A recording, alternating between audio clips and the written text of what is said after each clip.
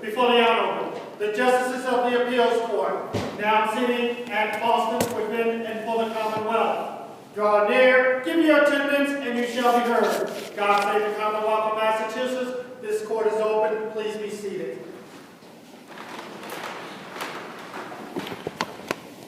Good morning and welcome to the Appeals Court. I'm Justice Meade. With me today are Justice Neyman and Justice Walsh. Will be the panel on all of the cases to be heard today. Each side gets 15 minutes. You needn't use all of your time. We do not entertain rebuttal. We have read everything. My best advice is to get right to the point. With that, I'll call our first case, 24P 1159, Fuss and O'Neill versus Canberg Cultivation. Mr. Curtis. Thank you, Your Honor. And if it may please the court, Robert Curtis for the appellant Sean Morrison. And if you'll indulge me for 30 seconds, yesterday I read the court's most recent newsletter about the retirement of Justice Englander. And the story referred to Justice Englander's habit of not only asking what the law says, but why it says that. And as I was preparing for this oral argument, it occurred to me that this case really requires that type of inquiry. Why do the rules of professional conduct permit the disqualification of a lawyer on conflict of interest grounds? Why must the court treat disqualification as a drastic measure, which is only exercised sparingly? Why is a searching review of the facts necessary before disqualification may be ordered? And answering the whys to these questions will likely guide the analysis on the issues of this case. So I have to interrupt you. Much like Justice Englander, I like to ask a lot of questions. So He doesn't hit reply to all on the it does distinguish us. The standard of review in this case, both parties have it listed as abuse of discretion. So let me ask you this question. Is determining whether there is a concurrent conflict of interest under Rule 1.7 a question of fact or a question of law? And I ask this question because the argument here is that disqualification was mandatory. So how can the standard of review be abuse of discretion? Shouldn't it be clear error or de novo? Well, In this context. Yeah, I think like most questions that probably end up before this court, there really is some mixture of facts and law involved. And so when you have that combination, there is a degree of discretion that needs to be exercised because the judge has to look at those facts and determine whether or not they fit the structure of the matrix of the law. So, and certainly an error of law constitutes an abuse of discretion. So I think the first thing we need to do is look at the law in this case and what it's, not only what is it intended to protect against, but how is it structured. And so when you start with that look, you realize that really in a case like this, where you've got the two sole owners of a closely held corporation litigating against each other, each separately represented by counsel, obviously one or the other at various times is going to be in control of the company, but the litigation is actually the two owners against each other. And that's what we have here. But then you have a judge saying that there's a conflict of interest between one lawyer and the company. So you have to look at, well, what is that conflict of interest? I mean, interest is right there in the name, conflict of interest. So what is the interest this company has in this case? And there really is none. It's these two owners litigating against each other. It's Mr. Morrison, well, I should say Mr. Buchholz, since he initiated the claims against Mr. Morrison, versus Mr. Morrison. And that's it. And it was Mr. Buchholz, between the two owners, who fired the first shot by filing these initial claims. I mean, initially they were, they were in-pleaded claims because there was an original plaintiff who's no longer in the case. But so he fired the first shot when he was in control of CANNABURG. And so, he continues to argue to this day that those claims were therefore direct claims because I was in control of CANNABURG, therefore I was empowered to, Does it really matter whether the claims are direct or derivative in the context of a closely held corporation where there's no evidence, at least that I can see, that any corporate formalities were observed, where it's really just a two-person entity? Right. I would say no, it doesn't. If it does matter, though, I think you see that the nature of these claims were ultimately derivative, especially when Mr. Buchholz ceded control of the corporation to Mr. Morrison, because that's the definition of a derivative claim is, the stockholder or the shareholder is no longer in control of the company but wants to assert a claim on behalf of the company. But ultimately, it doesn't unlike matter. your claims, he didn't follow Rule 23.1, didn't have Correct. a verified complaint, didn't seek permission, et cetera. Correct. And I mean, I assume his argument would be, well, I was in control of the company at that time, so I was empowered to make these direct claims. But again, I don't think it really matters ultimately. When you look behind the curtain, it's Buchholz versus Morrison. Cannaburg is just there sort of tied into it because if there's a ruling, Cannaburg as an entity will be bound by whatever that ruling ultimately is, but there's no separate interest there. Who, and I'll ask this question of your brother, assuming for the sake of argument there is a conflict, who decides who appoints counsel for Canberg? That's a great question, and I don't know how that would be determined. I mean, Wouldn't it be Morrison under the standstill agreement? Probably, correct, yeah, but then you get into sort of the ridiculousness of this situation. So Morrison can hire Attorney Bierwas to represent himself, and then he can hire Attorney Smith to represent the company. Well, that begs another question I have. You don't make the argument in your brief, and I don't see you make it below, that Bierwas could represent Morrison or could continue to represent Morrison, but someone else should have been appointed to represent Canberg, which we see all the time in corporate cases.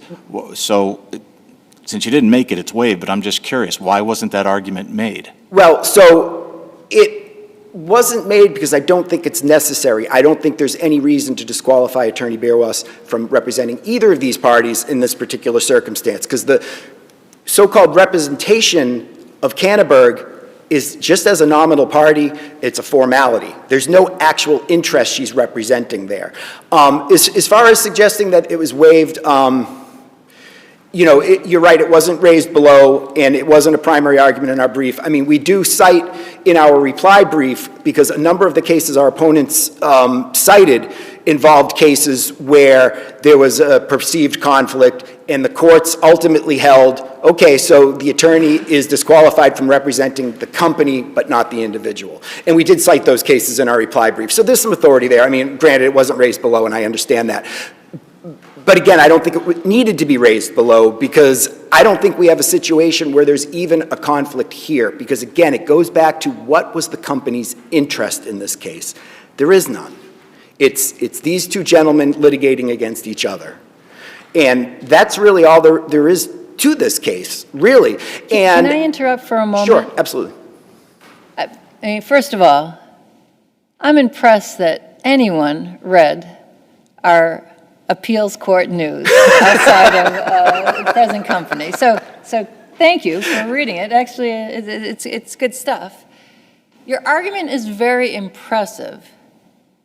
It just, in my opinion, doesn't seem to hold water if I don't agree with you that Cannaburg is just kind of this blob in the middle, right? For lack of a better word. So sure, if it's two people dueling with one another about control, makes sense. But the judge didn't find that.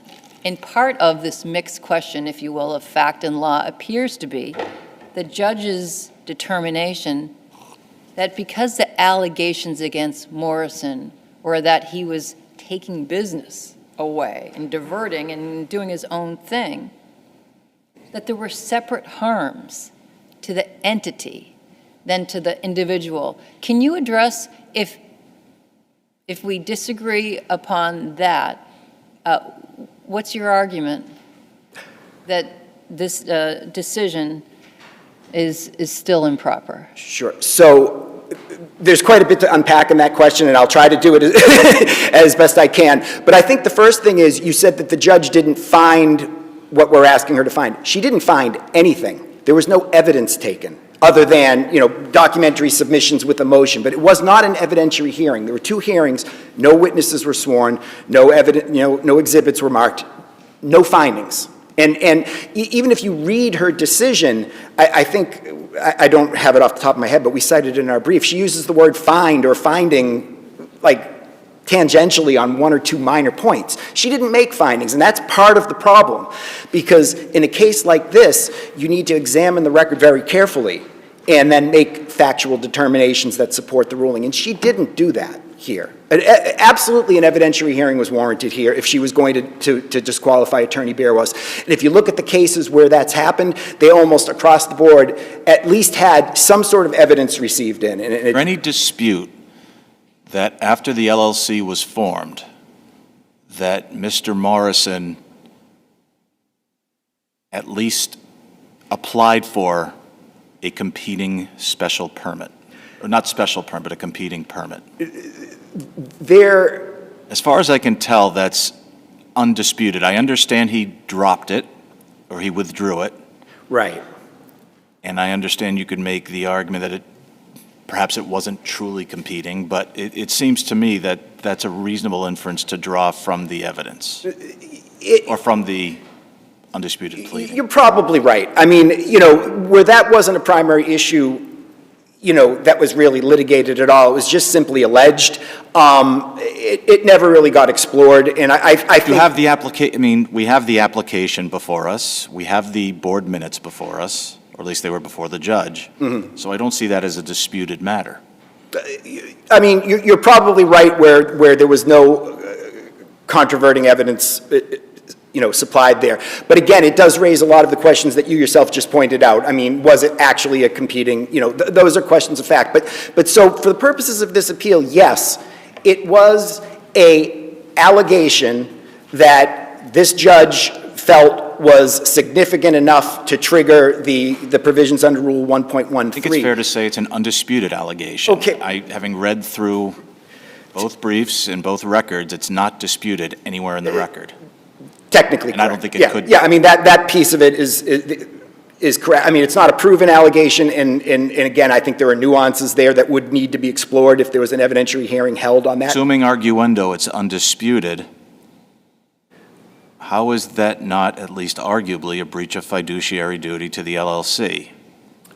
Unless, of course, again, you're arguing that there really was no LLC. I mean, it was just in name only. Well, and you make correct, the argument that it's nominal. Correct. But that's really, I mean, you don't get to the serious allegation of wrongful conduct piece of it unless if there's a conflict of interest, which is Rule 1.7. So that other piece, the serious allegation, that's Rule 1.13, which the commentary that was cited basically says in most cases you're still, the attorney for the controlling shareholder is the attorney for the company and all of that, and only when you have these things could there potentially be a problem, but you still turn to Rule 1.7, and that's in the comment. You still have to do the 1.7 analysis first.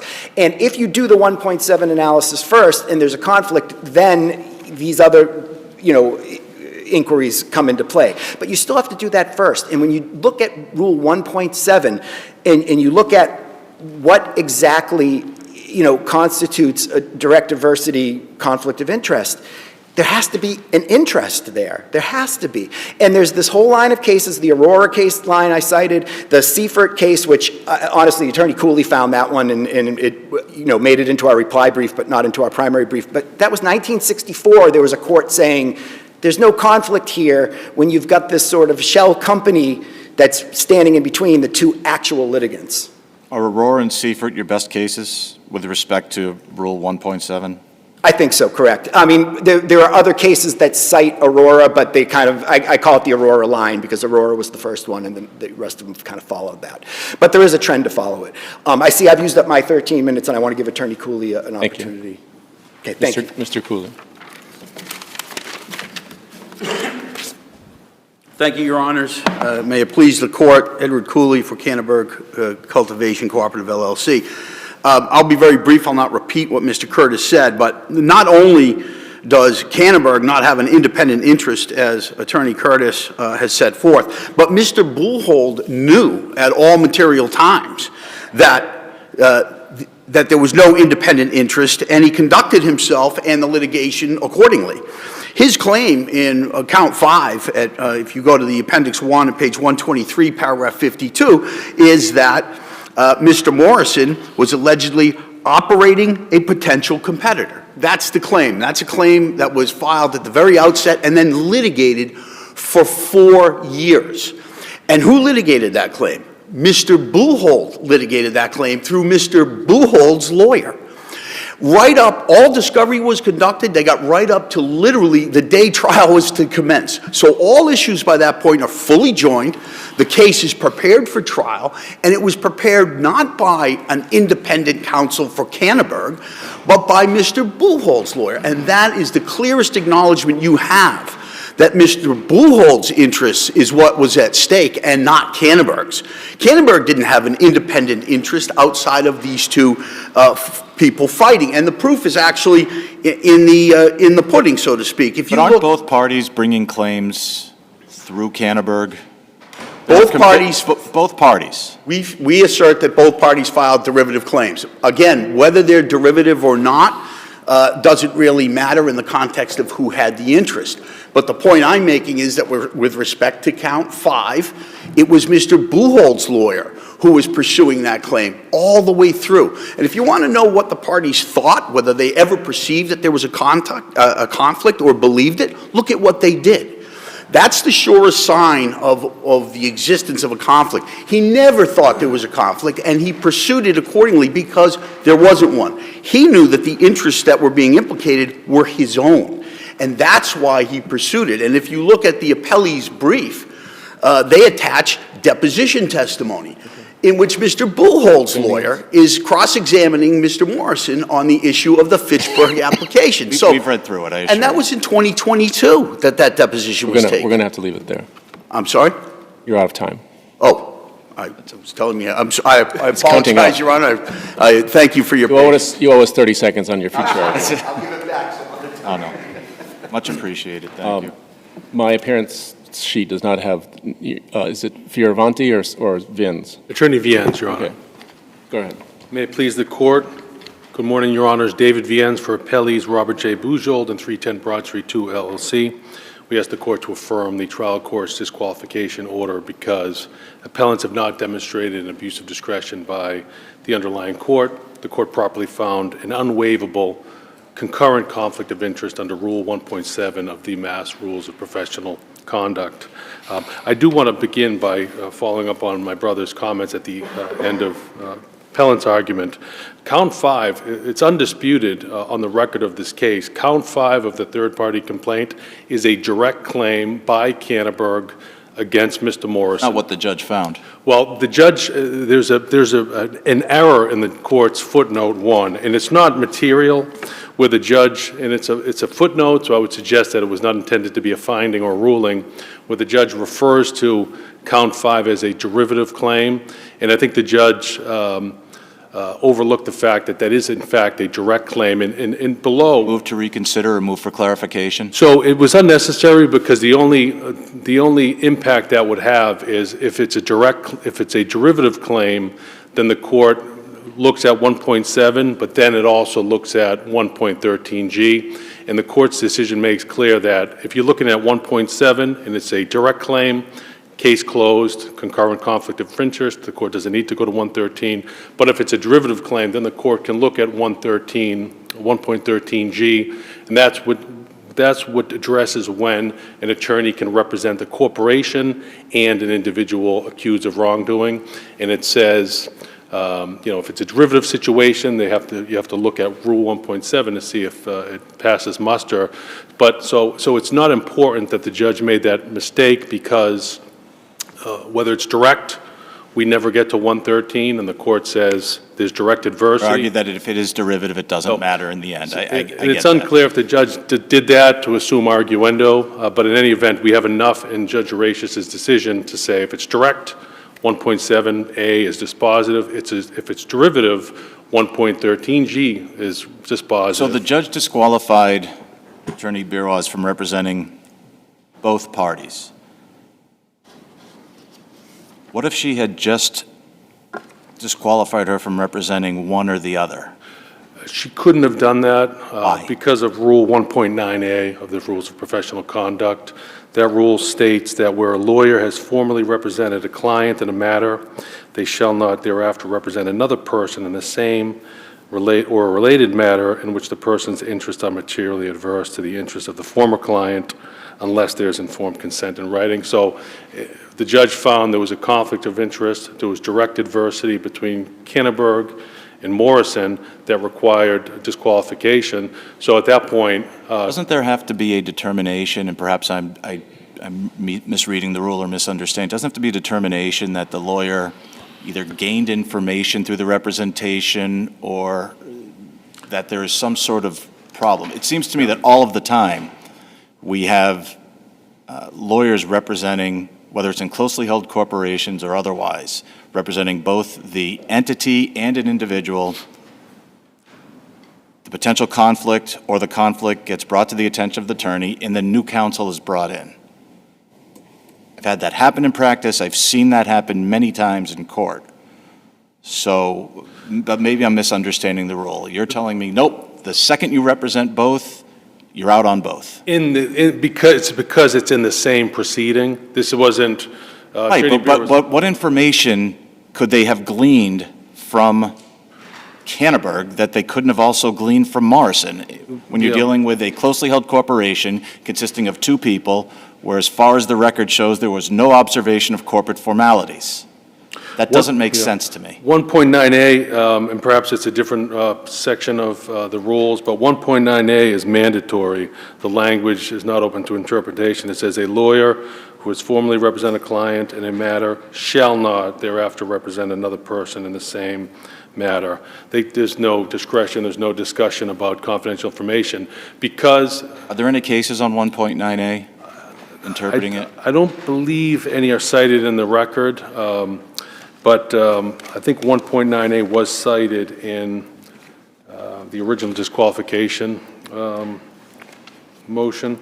But in any event, this would be as if one attorney came in and represented the plaintiff and the defendant in a case that are on the opposite sides of the V. It's exactly the same thing here because we have a direct claim that Canberg filed in its own name against Morrison, and that's under 156C, Section 55. That allows LLCs to sue in their own name or to be sued in their own name. And then 156C, Section 56, talks about derivative claims.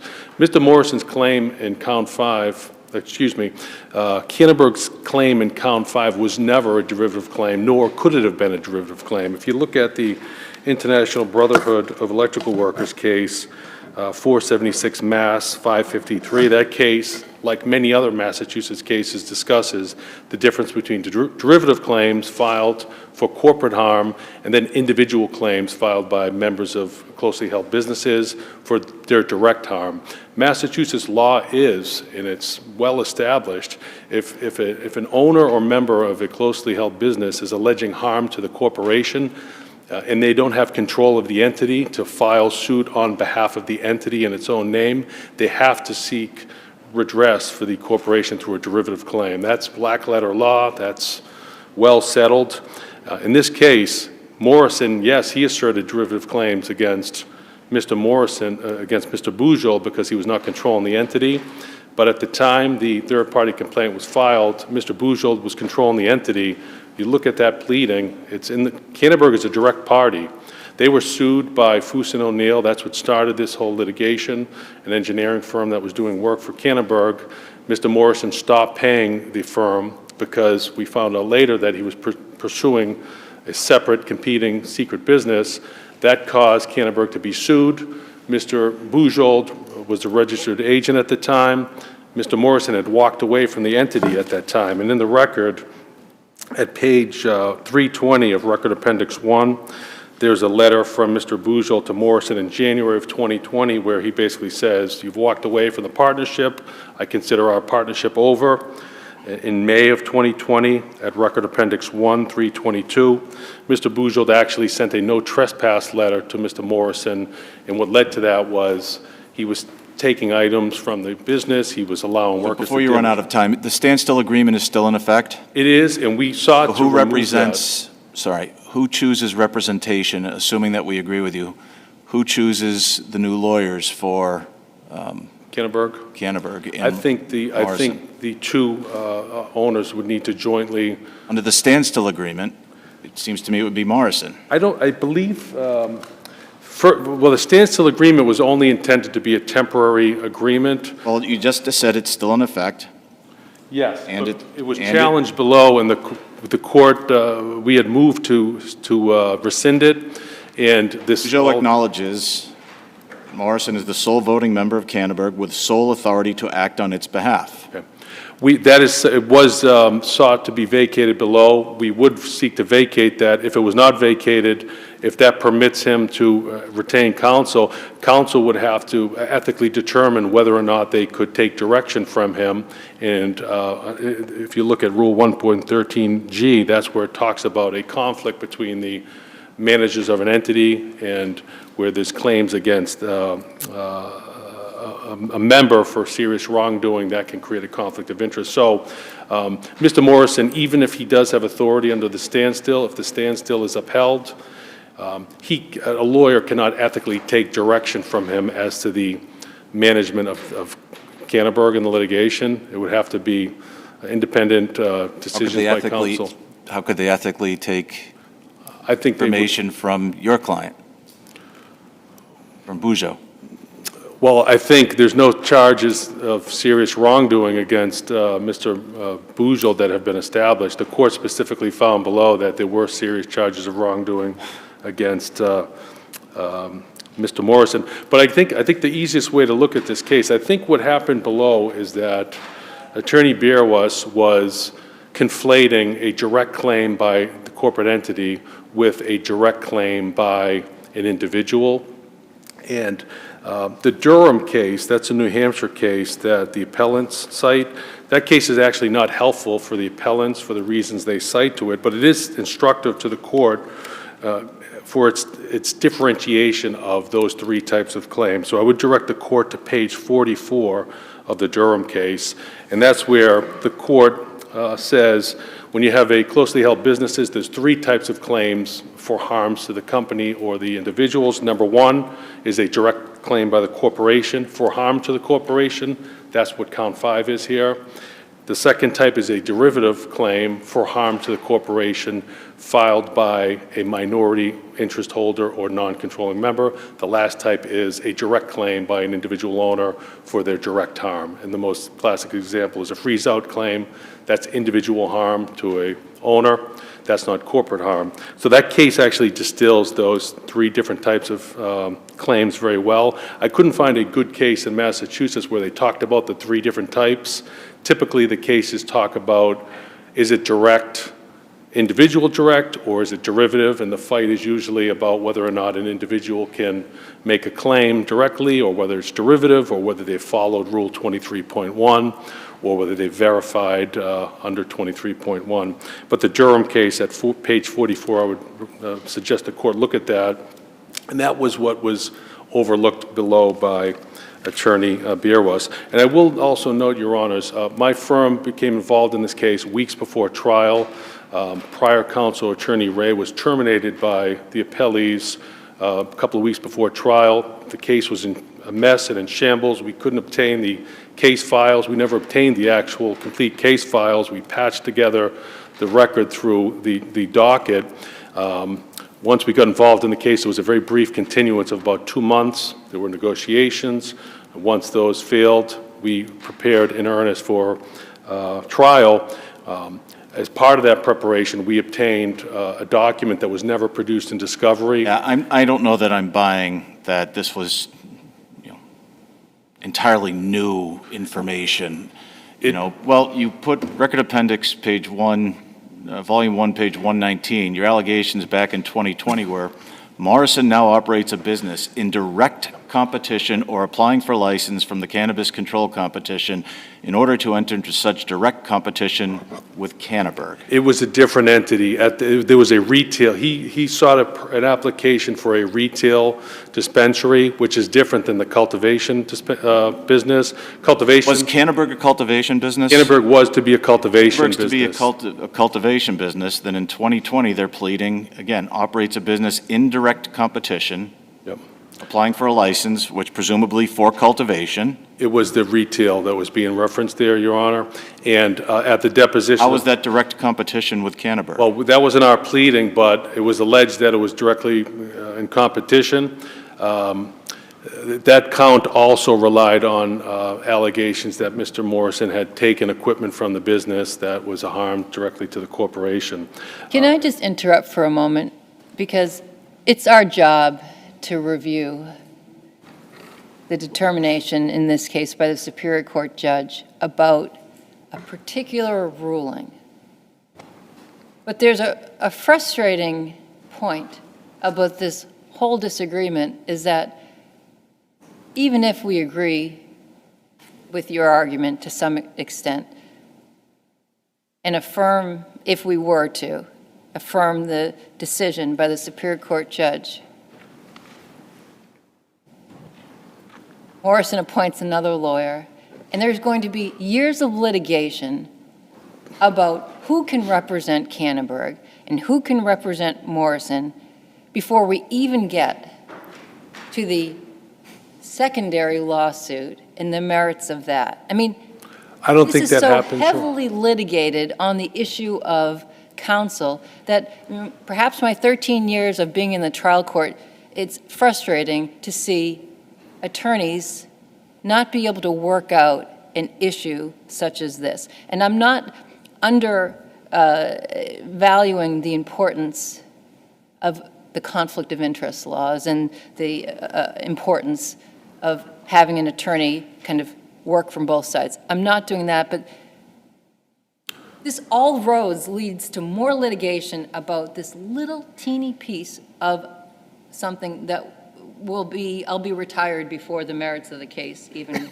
get heard. But It is frustrating, Your Honor. We were prepared to try the case, but this issue surfaced days before trial. But I don't think that will happen because before this case was stayed, we had moved to vacate the standstill agreement because it was intended to be temporary. That arose after a motion for preliminary injunction was filed. And again, this was prior counsel for appellees. We moved to vacate that. We believe that will be vacated and that we won't run into the problem that Your Honor identifies. So you just said on the eve of trial, again, you're making the eve of trial, this new information came to light, and you're distinguishing that by saying, well, that was for a retail facility, whereas CANNABURG is a cultivation facility. Again, Record Appendix Volume 1, page 308, the Fitchburg Planning Board minutes. Special permit and site plan review, cultivation of adult use marijuana. That was the document that was discovered. Right, it talks just about before a trial. grow facility, and it talks about cultivation. Yeah, So that it's was talking- never disclosed in discovery. Again, we weren't involved But again, until- you made the argument that this had to do with a retail No. setup. No, when the complaint was originally filed Count 5 was originally filed, Mr. Bujold's attorney was only aware of a retail business, and he alleged it could arguably be He alleged that competitive. it was a directly competing venture. Correct. Which would be a cultivation facility, if it's directly competing. And here the minutes confirm that it was for a grow facility, It was a different entity. There were two different permits. There was a BOT Realty, and there was another entity that was... There were two different permits requested through BOT entities. One was originally a retail. That was the one that was known by Mr. Bujold. Mr. Bujold never knew that, in fact, Mr. Morrison was seeking a cultivation license, and that was at the same exact time that he stopped paying Fusin O'Neill. Okay. Thank you. Thank you. Time is up. We'll Thank take you, it Your under Honors. advisement.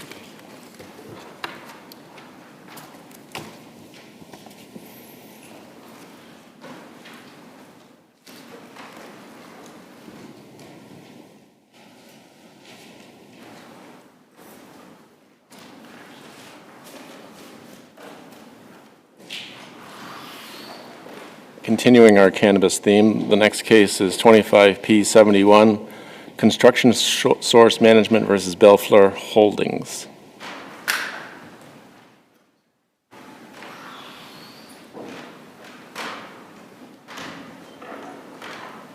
Mr. Zapia.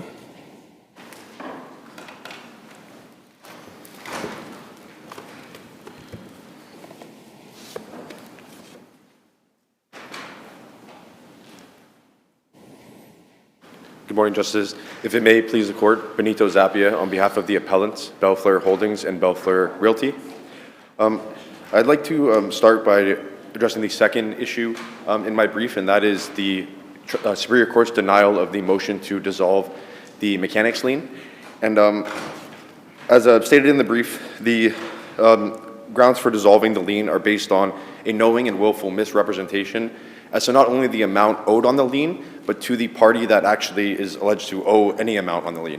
As stated in the statement of the account and the notice of the contract, it states that Belefflur Realty was a party to the contract with Construction Source Management, and that is simply inaccurate. It's undisputed. Belefflur Realty was not a party to the contract, and the significance of that is Belefflur Realty is the owner of the property. And in order... The judge found that the distinction between the two is illusory, and you don't challenge any of the findings of fact. I do challenge that it is illusory. As stated in the original filings with the Superior Court, Belefflur Realty is a property management company, whereas Belefflur Holding, the tenant, is a intellectual property company. They have distinct purposes. They are not controlled by one another. Although they have overlapping managers, they are separate and distinct entities. One is a tenant on the property, Holdings, and Realty is the owner of the property, and therefore they have different interests in the property. Holdings is the one who actually holds the license to cultivate cannabis on the premises. Realty, the owner, does not hold that license. So I'd respectfully submit that they are separate and distinct entities. So let me just begin the questioning that I had, if you don't mind, and we can stay on that second issue. First of all, you agree that the standard is abuse of discretion? Yes. Okay. And I think your argument is in part the difference between 2.2 million and 1.6 million, because strict compliance is required, that somehow should result in the dismissal of the lien, right? Not only that, Your Honor, but the fact that Realty wasn't even a party to the contract. But that's one issue, is this kind of change of a significant amount given strict compliance, should result in the judge dismissing the lien. Secondly, because I shortcut it, R was never a party, and so it should be dismissed just outright, because R was never a party to this, and this was a willful and intentional misrepresentation. That's only if we don't accept the privity argument, correct? So in other words, if H and R are one, in your complaint you answer as BF entities even, if they're all just one big happy family, then what's the abuse of discretion? Well, I would say the abuse of discretion, Your Honor, is the fact that Realty is the owner of the property, and they were never a party to the contract. That's undisputed. But if there's privity between the parties? There is not privity. As I stated earlier, they're separate and distinct entities with different interests. One is a tenant, one is an owner, and they have different interests in the property. As stated, this is part of my third argument, based on the Trace About the case scope of the remand. the lease and the tenant retaining the benefits of the improvements of the land. That demonstrates a distinct interest in the property from Holdings, the tenant, and Realty, the owner. As any improvements to the property are in the possession of the tenant and are for their interest, the owner does not retain control of that, so therefore there are different interests in the property. And as I've stated, based on the artisan contract case, in that case there was a knowing and willful misrepresentation as just to the amount owed, but at least in that case they got the correct party, that this party, the defendant in that case, or the owner of the property, actually owed the money under a contract. But in this case, Holdings, there's no dispute that Holdings did not owe them a dime. Holdings did not have a contract with them, and yet they were named on a lien. To this day, they're still named on the lien, and that has impeded their ability to obtain financing. And for example, So whether it was 2.2 or 1.6, one argument is not a party. The second one is the willful and intentional. And aren't you bound, since it wasn't appealed and in fact it was agreed by the arbitrator's factual findings, that didn't say willful and intentional. In fact, it was just they believed they were entitled to 2.2 and the arbitrator said, you're entitled to 1.6, this other $500,000 of monies that were not expended, you're not entitled to. yeah, the willful and intentional portion pertains to naming realty on the statement of account and on the notice of the contract, because it's undisputed, CSM never had a contract with them. And to add on to the significance of that, if the lien only attached to the tenant hold interest of the contract, the tenant could surrender the premises and the lien could be absolved from the property. By falsely naming that realty was a party to the contract, they're prevented from doing so, and that also goes towards my first argument on the slander of title claim, that is a separate legal and factual basis, which is why I respectfully submit that the Superior Court erred in allowing CSM's motion to dismiss the counterclaim brought by realty for slander of title.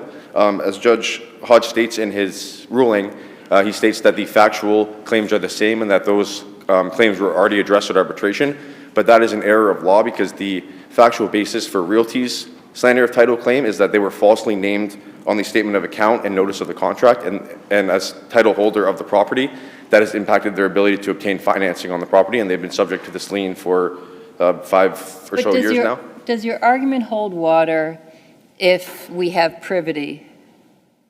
Yes, even What if there, survives if there's privity between H and R? yeah, even if there is privity, which I'll respectfully submit there is not, the argument still holds water, Your Honor, because the law requires that the interest of the party in privity with the party that attended the arbitration be represented, and that could not have been represented at arbitration because Holdings did not bring a slander of title claim. That claim was only brought by realty, and the factual basis of that claim is that realty was falsely named on the statement of account and the notice of the contract. That was not an issue at the arbitration. The issue at the arbitration was whether the contract that did have Holdings on it was the product of fraudulent inducement. Yeah, it's not claim preclusion. Sorry to interrupt you. It's issue preclusion. So if there's privity, right, and there was a determination that H had a contract with CSM, and there's already a determination of privity, then in order to prove slander of title, a necessary element would be missing, correct? No, Your Honor. The necessary element for the slander of the realty is the party that holds title to the property.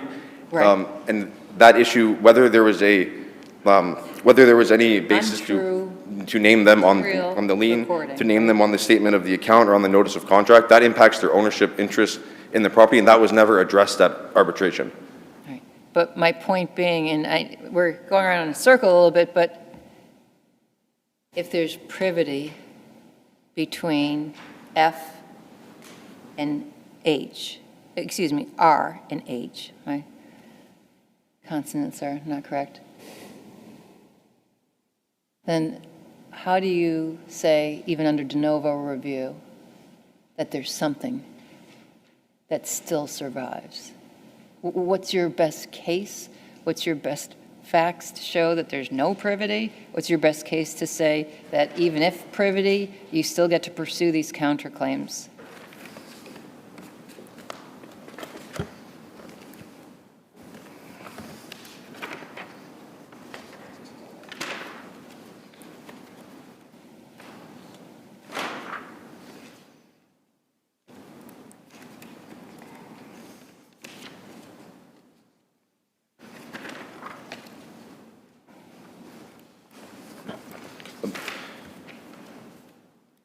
Number one is even if there is privity, the interest of the party that is in privity with the party that attends the arbitration has to be represented in the arbitration in order for preclusion to apply.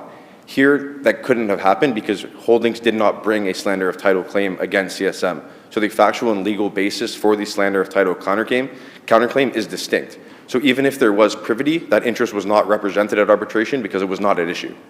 So the ruling of the arbitration can't be binding. Are you saying that it couldn't have been done? as opposed to it was not done. Or it was not done.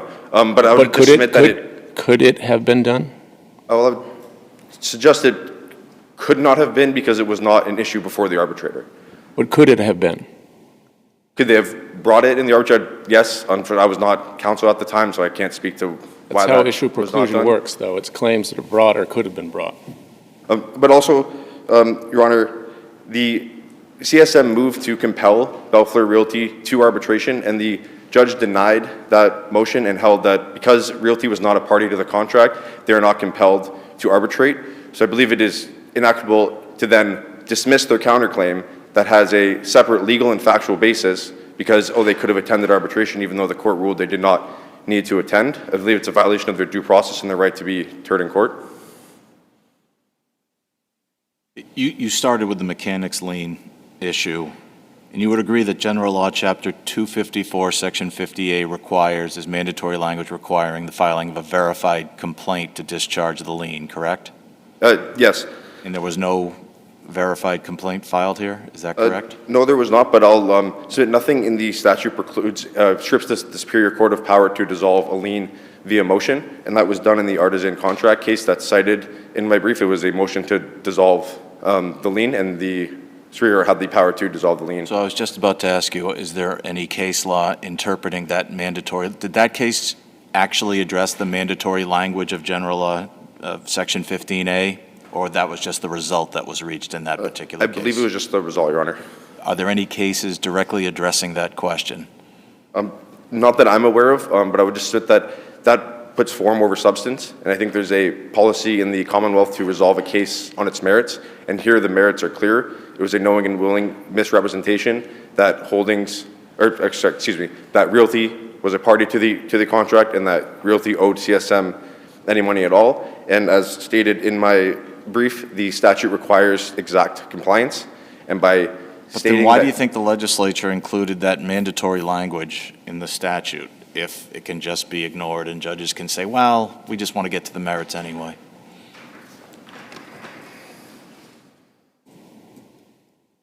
well, I certainly understand your argument, but we have to look at this carefully, so.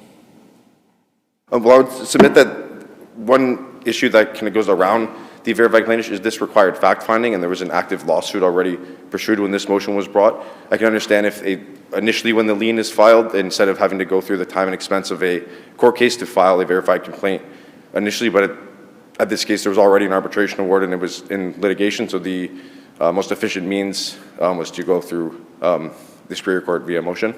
Okay. And then finally, just to address my the final point in my brief, there was never a determination as to the scope of the lien. Under the Trace Construction case that's cited in my brief, in order for the lien to apply to the ownership interest of the property versus the leasehold interest of the property, there needs to be consent by the owner, and that was never addressed at arbitration or by the Superior Court. So I think at a minimum, I would respectfully submit that at a minimum, it be remanded to the Superior Court for a determination as to the scope of the lien. And as stated in my brief, the lease indicates that any improvements to the property are to the benefit of the tenant, and the tenant retains possession of that, which is pertains to the point that the scope of the lien would only apply to the tenant versus the ownership interest. And as I said, that was never addressed by the Superior Court. So I'd at a minimum ask that it be remanded in order for that determination. Well said. Thank you. Thank you. Mr. Mahoney. Good morning, Your Honor. May it please the Court, Michael Mahoney for CSM, the appellee. Your Honor, I'd like to just start on that last point with regard to the lease. The lease is not effective.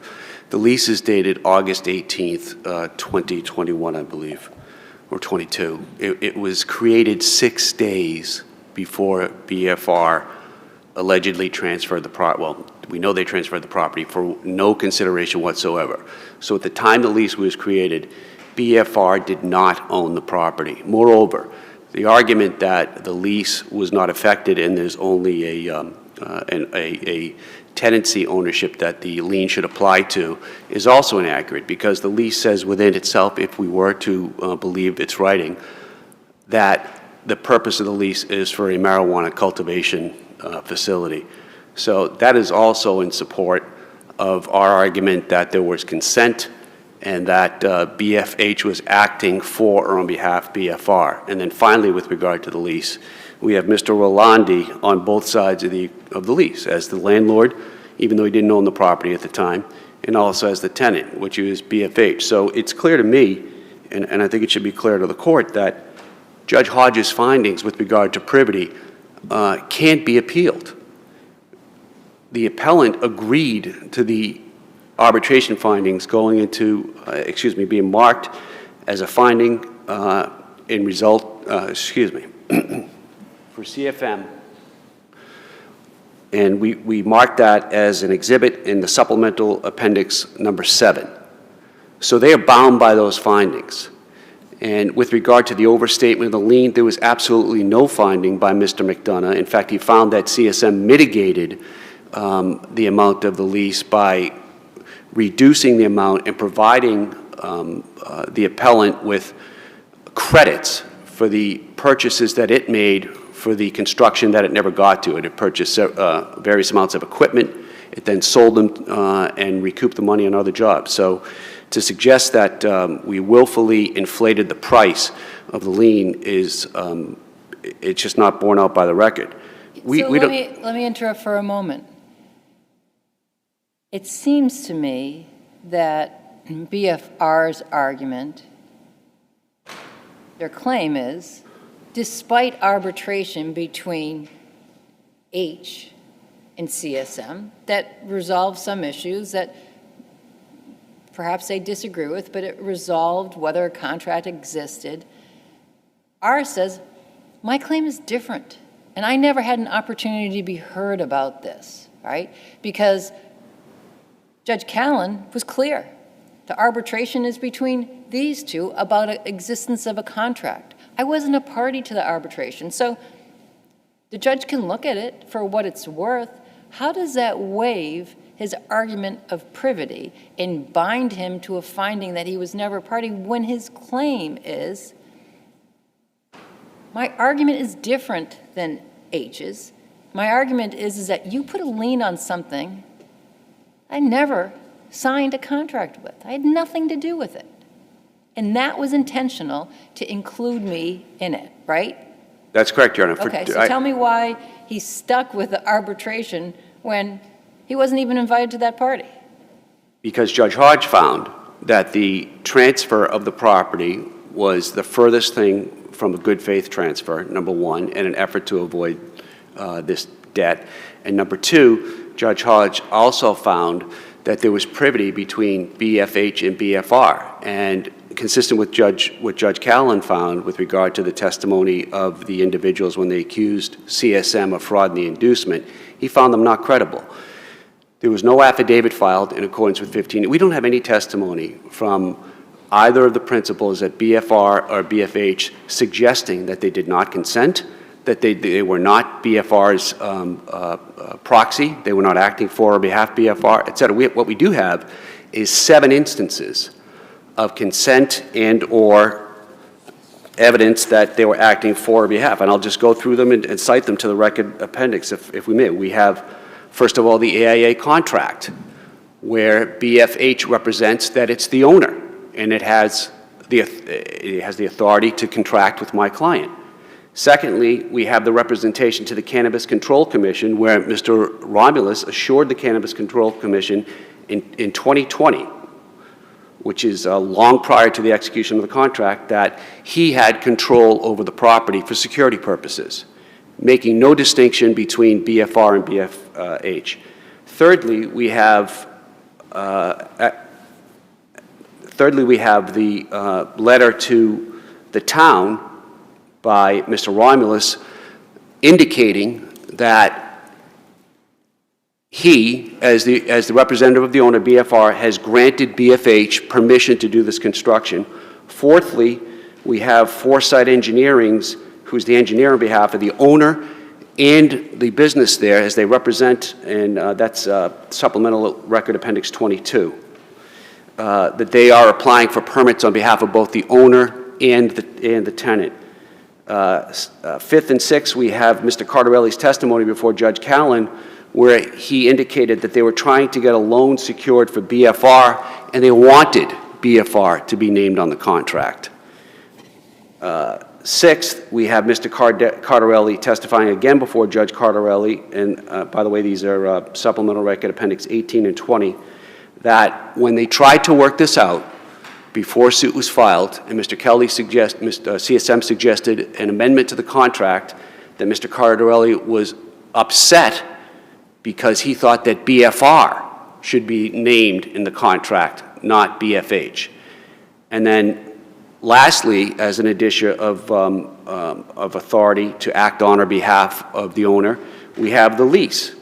Again, it was executed 6 days prior to the actual transfer of the deed for no consideration, which Judge Hodge found was not a good faith transaction.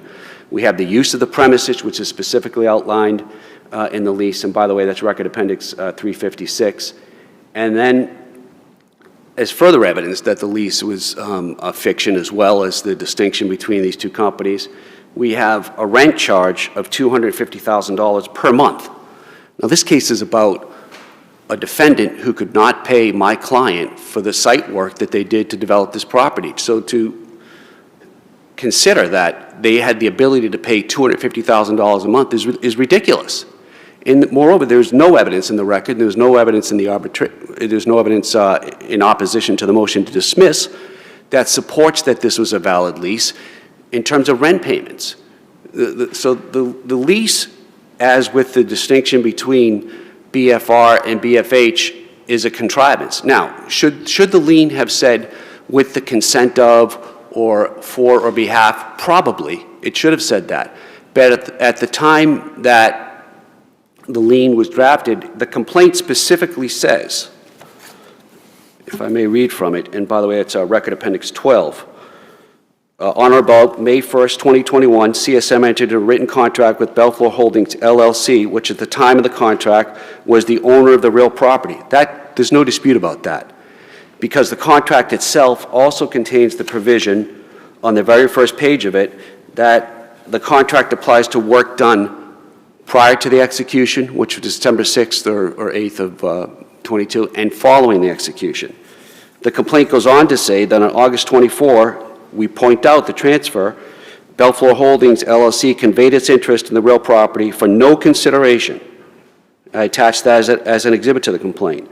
Since August 24, 2021, Belefflur Holdings, LLC was acting on or behalf with the consent of the owner for the whole or part of the erection, alteration, repair, removal, etc. So we learned of the transfer when we went to file the lien. That's why Belefflur Realty was included, because we knew that they were in privity, and clearly Judge Hodge found that they were in privity as well, and that it was just a fiction created in an effort to avoid the debt. Judge Hodge also I'm sorry to interrupt you, but before you run out of time, I'm glad you mentioned the lien.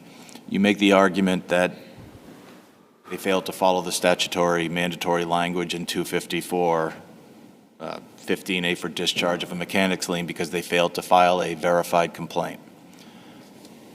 Or an affidavit. Does that, well, that's my question.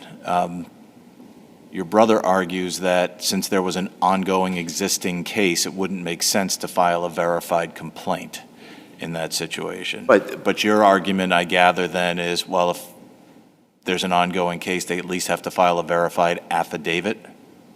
Yeah, well, an affidavit's verified, self-authenticating. By definition. Exactly, Your Honor. I would say yes, because if you look at the statute doesn't want the lien dissolved based on argument of counsel. It wants the lien dissolved based upon a willful or intentional excessive amount that was initially applied to the lien. Where's the requirement of an affidavit in 254? There is no requirement of an affidavit. There's a requirement of a verified complaint, which we don't even have a subsequent complaint being filed here. But my point is, they may apply to the Superior Court for an order of a ruling summarily discharging of record the alleged lien or notice as the case may be. And it says the application shall be made upon a verified complaint accompanied by other written proof of the facts upon which the application is made. So when you have an existing case, it doesn't necessarily make sense that you would file another verified complaint. if we're going to look at the statute, You're suggesting that we should read into that there should be some form of a verification. exactly, Your Honor, because Are there any cases stating such? as my brother said, there aren't any cases like that. We're taking the position that I think my argument would be substantially weaker if they had filed an affidavit. But if we look at the facts of this case, they were incapable of filing an affidavit because of the 7 instances that I cited of consent, of the ability to act for or behalf of of BFR, and No, I understand you've answered I understand your argument, and you've answered my question. So, Thank you. Thank you. So, Your Honor, we think that Judge Hodge got this specifically correct. He said that BFR had every opportunity to be represented capably and articulately, particularly in the motion to dismiss stage. What the appellant wants the court to do is just to completely disregard the findings of the arbitrator, and there's no legal ability for that to happen because they consented to the order of the arbitrator being entered into this case as a judgment. They never appealed that in a timely manner, and now they want the court to re-examine those facts. And the TLT case is specifically clear. Even if the judge got the facts wrong, they have no recourse there. Having said that, Hodge took that decision and compared the allegations made by the BF entities as they are described in the counterclaim. So they're even blended at that point.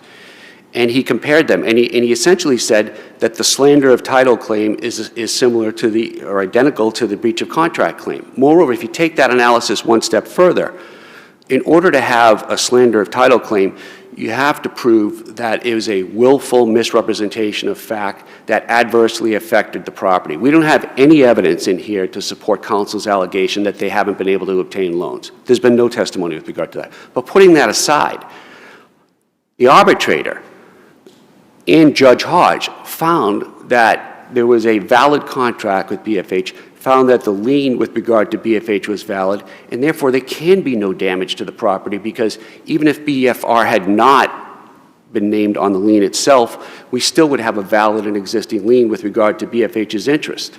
I'm not discounting some of your arguments, but it seems to me difficult to understand, at least procedurally, R is not a party to the arbitration. Judge Callan made that clear. This is an issue between H and CSM. An arbitrator decides and makes a decision, and you're suggesting that R could jump in to somehow argue that this shouldn't appeal this decision or stipulate when it had nothing to do with R then, and that arbitrator's award is agreed upon and the Superior Court judge endorses it, correct? No. What I'm suggesting is that at the time of the motion to dismiss, R had its opportunity. The facts were looked at in a light most favorable to R. Judge Hodge found that there was privity, found that the claims against R were exactly the same as the claims against BFH, and it had its opportunity at that time to prove that it had a valid and existing claim to go forward against CSM. Like we say in the brief, it would have been a fool's errand to permit discovery on that issue because there wouldn't have been any different facts against BFR. They were exactly the same people. So once privity is found by the judge, That's correct. it closes off. That's correct. Once privity is found by the judge, the issue is precluded, and add to that the fact that they did not appeal the arbitration within the appropriate time under the statute. I see my time has expired, and I thank the court for its attention. Thank you. Thank you both. We'll take it under advisement.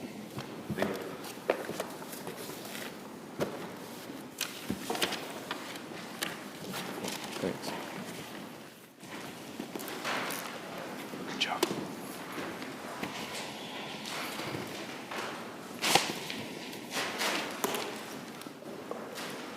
The next case is 25P260, Morse Brothers Incorporated versus Town of Halifax Select Board.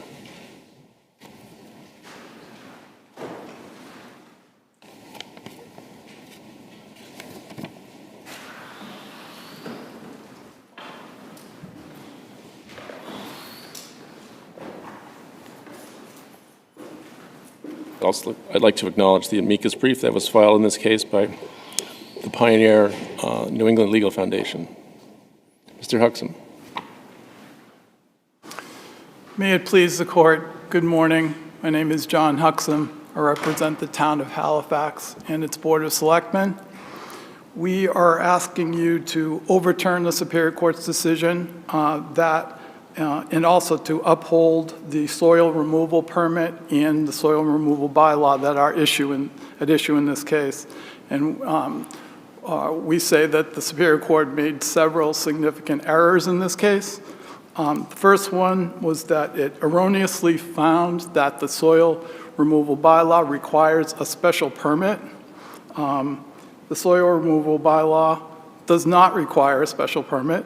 It's a non-zoning general earth removal bylaw enacted pursuant to Chapter 40, Section 21, Paragraph 17. But you required them to have a permit, though. We did require them to get a permit. I'm not sure if it deprives them of the agricultural exemption, what difference does it make what we call it? It's a very good question, Your Honor. I worked hard on that one. First of all, our position is that one of the other fundamental errors that the court made was finding that Chapter 48, Section 3 applied here. By its clear terms, it does not apply. It only applies to zoning bylaws or ordinances, and our position is that the clear... Well, the bylaw by its terms doesn't apply here either because it limits it to 1,000 cubic yards, right? Well, the 1,000 cubic yards only relates to when a permit is required. It does not say the maximum that can be permitted. So there's an exemption for agricultural uses if it's less than 1,000 cubic yards. No application is required.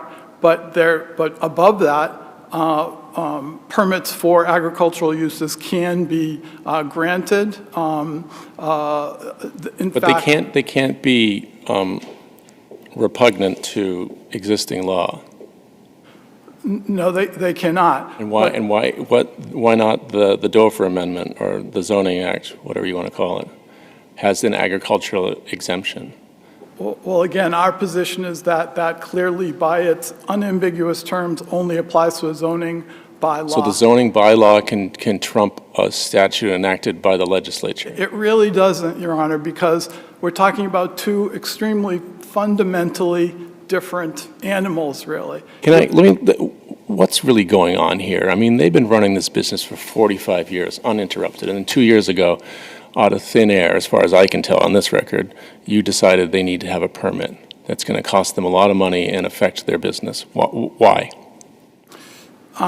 Your Honor, this was something that was done in good faith by the town. It's perceived that there are issues out there with the earth removal operation, and of course, there's no. The town isn't stopped from enforcing its bylaws simply because they weren't enforced in the past. That's pretty fundamental land use law. But we think it's very important that there's a fundamental difference between this soil removal bylaw and permit and a special permit. They're really totally different. I mean, not too long ago, in fact, very recently, this court in the Troy Currents versus AD Makepeace case said that the primary purpose of an earth removal bylaw is to protect the environment. Under the Zoning Act, the purpose of a special permit is to, in Section 9 of Chapter 40A, is to determine where specific types of uses will be allowed. So those are two totally different things. And the other aspects of the soil removal bylaw that are very important are that first, there are waiver provisions. It's extremely broad in its waiver provisions. So the Board of Selectmen... I think your brother points out in its brief that two waiver provisions don't apply here.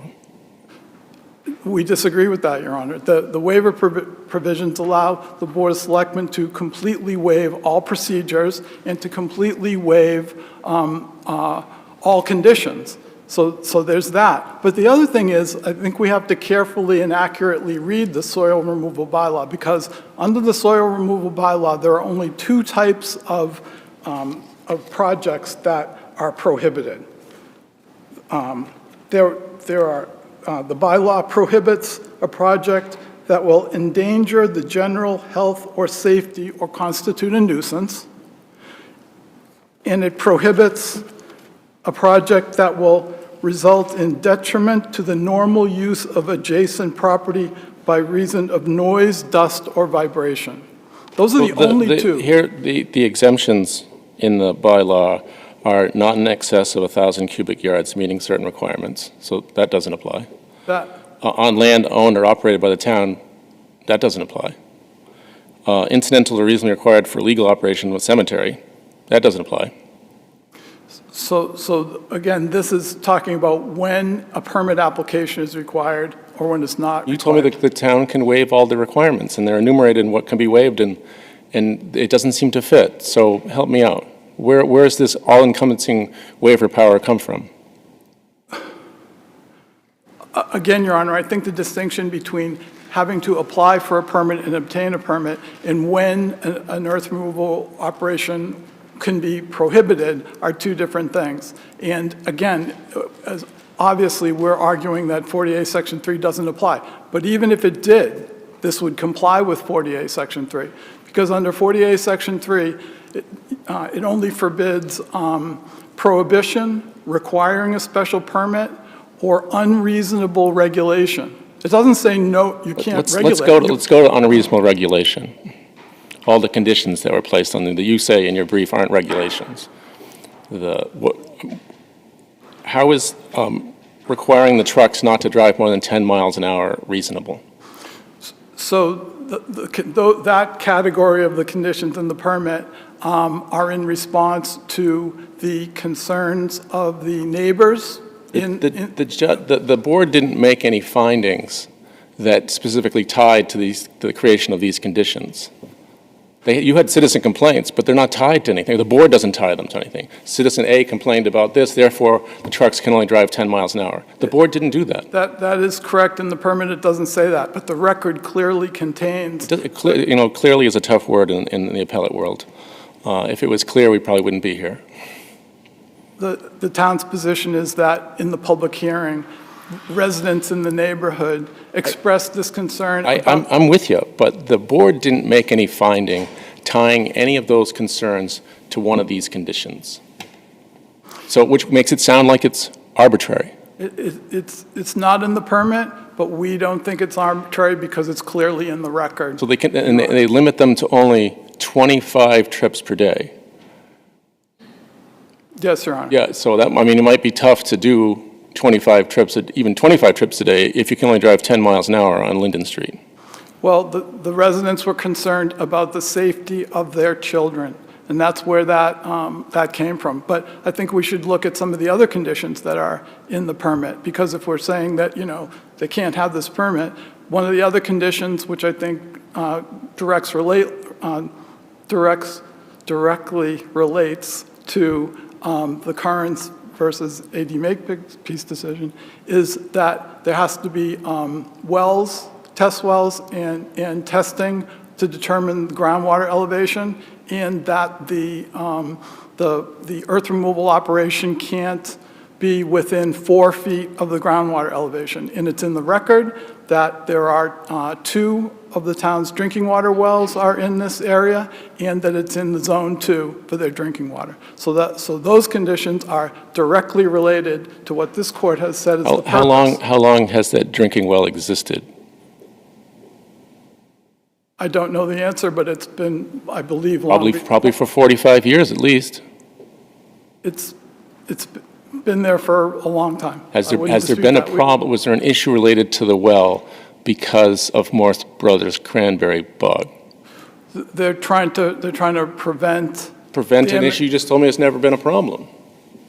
So they don't want to wait till it becomes a problem. They want to. Was there any citizen complaint that linked the truck travel on the street to school bus operations?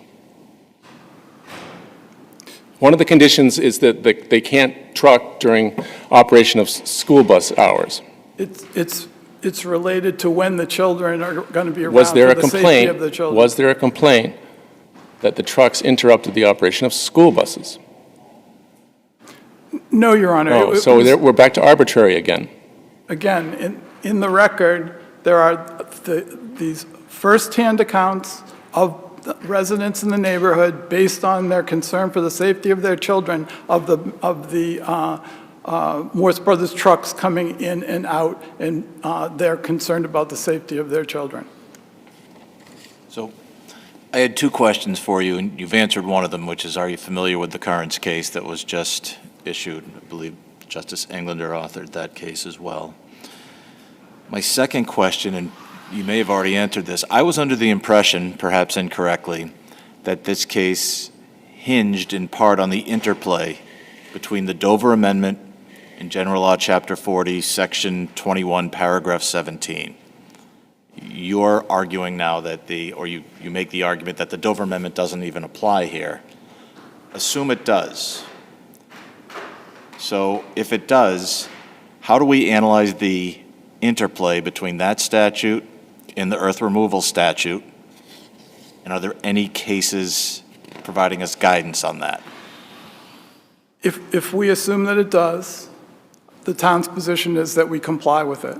Because as I've mentioned, 48 Section 3 only says that you can't, it forbids prohibition or unreasonably regulating or requiring a special permit. The way I read that plain language is it preserves reasonable regulation. And I believe we cited some cases in our brief that talk about when uses exempt under 48 Section 3, the Dover Amendment, can be subjected to reasonable regulation. I mean, similar to like site plan review, which we've mentioned in our brief. Not prohibition, but reasonable regulation. And to say that you can't even require anyone to apply for a permit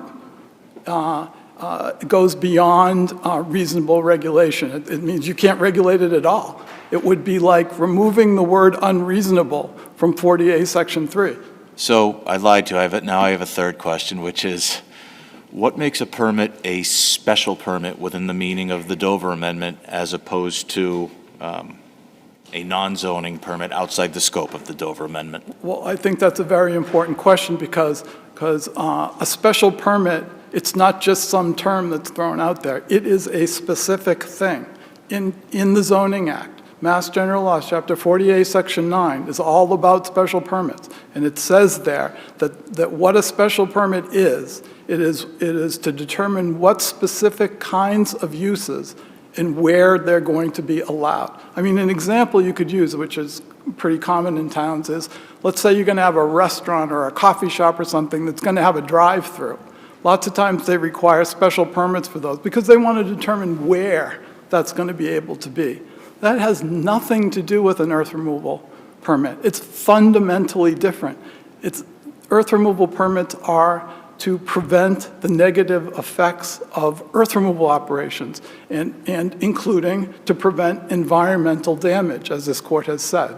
So it's a specific term that's used in 48 Section 3. I mean, there's also the reference to zoning bylaw or ordinance, which this is not a zoning bylaw or ordinance. And I'll say, just in passing, and I've addressed this in our brief, I believe that the cases that the Superior Court cited to kind of take that out to say, yeah, but it does apply to this too, they really don't apply here at all. They're about denial of licenses. Again, we didn't deny anything. We allowed them. And I think that's a very important point. They came and we granted them permission to do what they wanted to do. We did not deny it. We granted it with reasonable, what we feel are very reasonable conditions.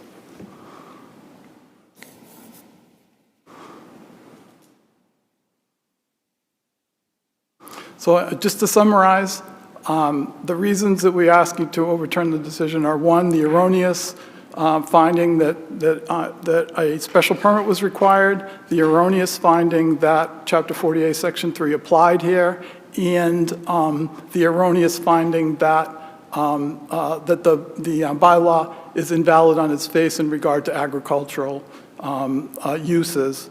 Because again, there's the special permit requirement reference, which is inaccurate. And again, in our view is that 48 Section 3 doesn't even apply. Thank you. Thank you very much. Mr. Rosenberg.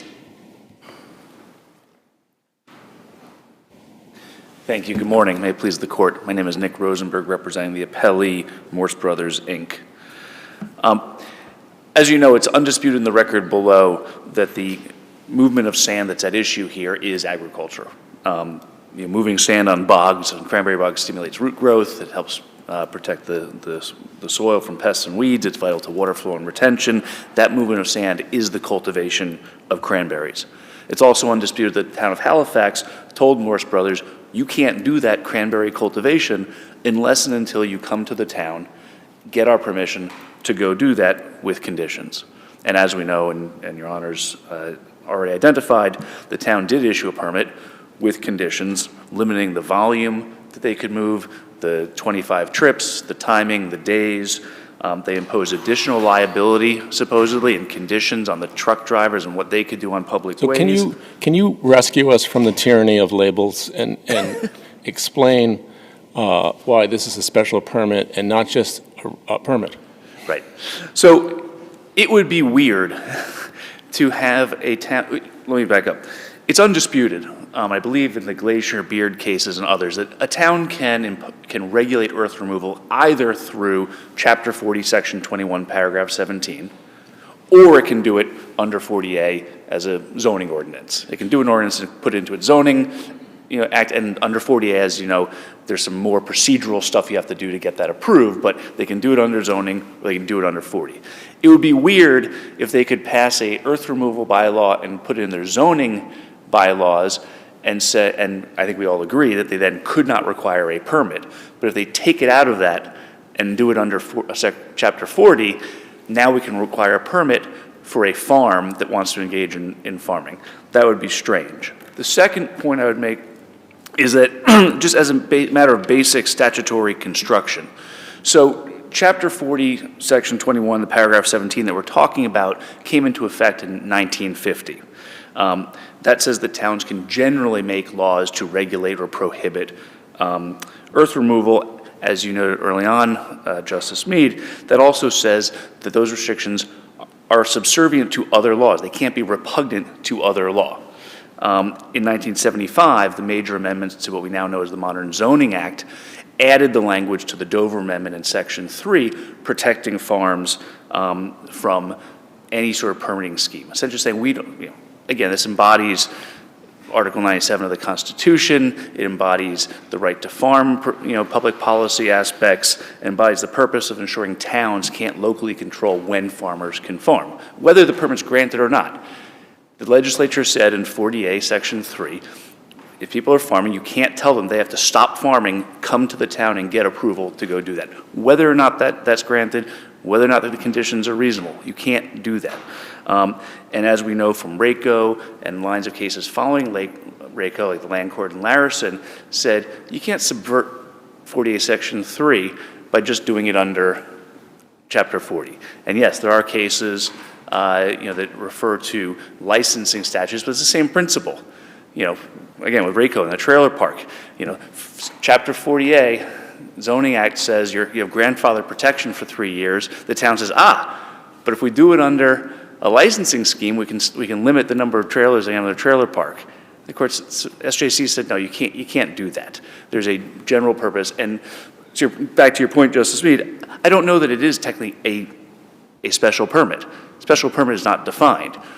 But the purpose obviously is... Your brother says it's defined in 48 Section 9. Is that incorrect? That's incorrect. 48 Section 9 talks about when special permits, how special permits are used, how they're implemented. There are definitions in Section 9, but special permit's not one of them, I don't think. I don't believe there is. I'll double check that. I wouldn't say I'm 100% sure, but I don't believe there is, Your Honor. But again, the special permit scheme in 40A is not just sort of a technicality of a permitting scheme.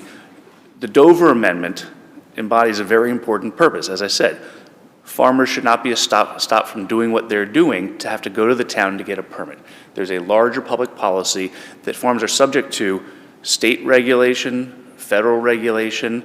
And in fact, if you look at Halifax's own Chapter 137, which I believe is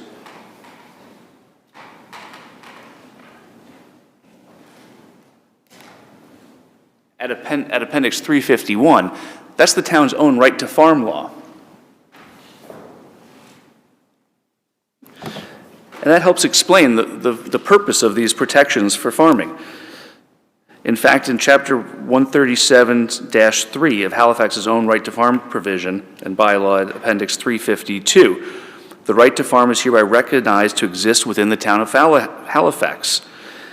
The above described agricultural activities may occur on holidays, weekdays, and weekends, by night and by day, and shall include the attendant noise, odors, dust, fumes, normally accepted agricultural practices. The town, like the Commonwealth, recognizes there are local concerns about farming, but we don't want that to enable towns we don't want towns to have the ability to stop farming from happening. Well, is your argument then that the Dover Amendment trumps any application of Chapter 40, Section 21, Sub 17, if it so much as touches on any agricultural use, or any use, anything incidental to that? No, I think the case law is fairly clear that it has to be agriculture. So, we look at some cases where there are things that are, for example, the Cumberland case and the Prime case. Those fall into a different part of actual Section 3 that refers to buildings. So in Cumberland, the proponent wanted to build a new barn. And the court said, well, under Chapter 48, Section 3, agriculture, you can't require a special permit, but then there's a separate provision for buildings and structures. And then Prime, the same thing, was a farm stand. So that's addressed separately.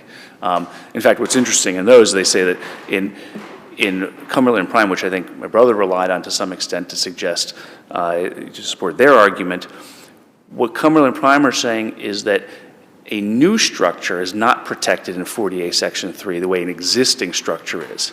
And in those cases, the proponent was trying to build a new barn or a new farm stand, and therefore they're not entitled to those protections of not being subject to a special permit. However, because it touches on agriculture, you still can't unreasonably regulate them because it is part and parcel of agriculture. And the courts say, there's very little that you do on a farm that's not part of farming, and the business of farming includes that farm stand. Can I'm getting more confused. So help me understand for a moment.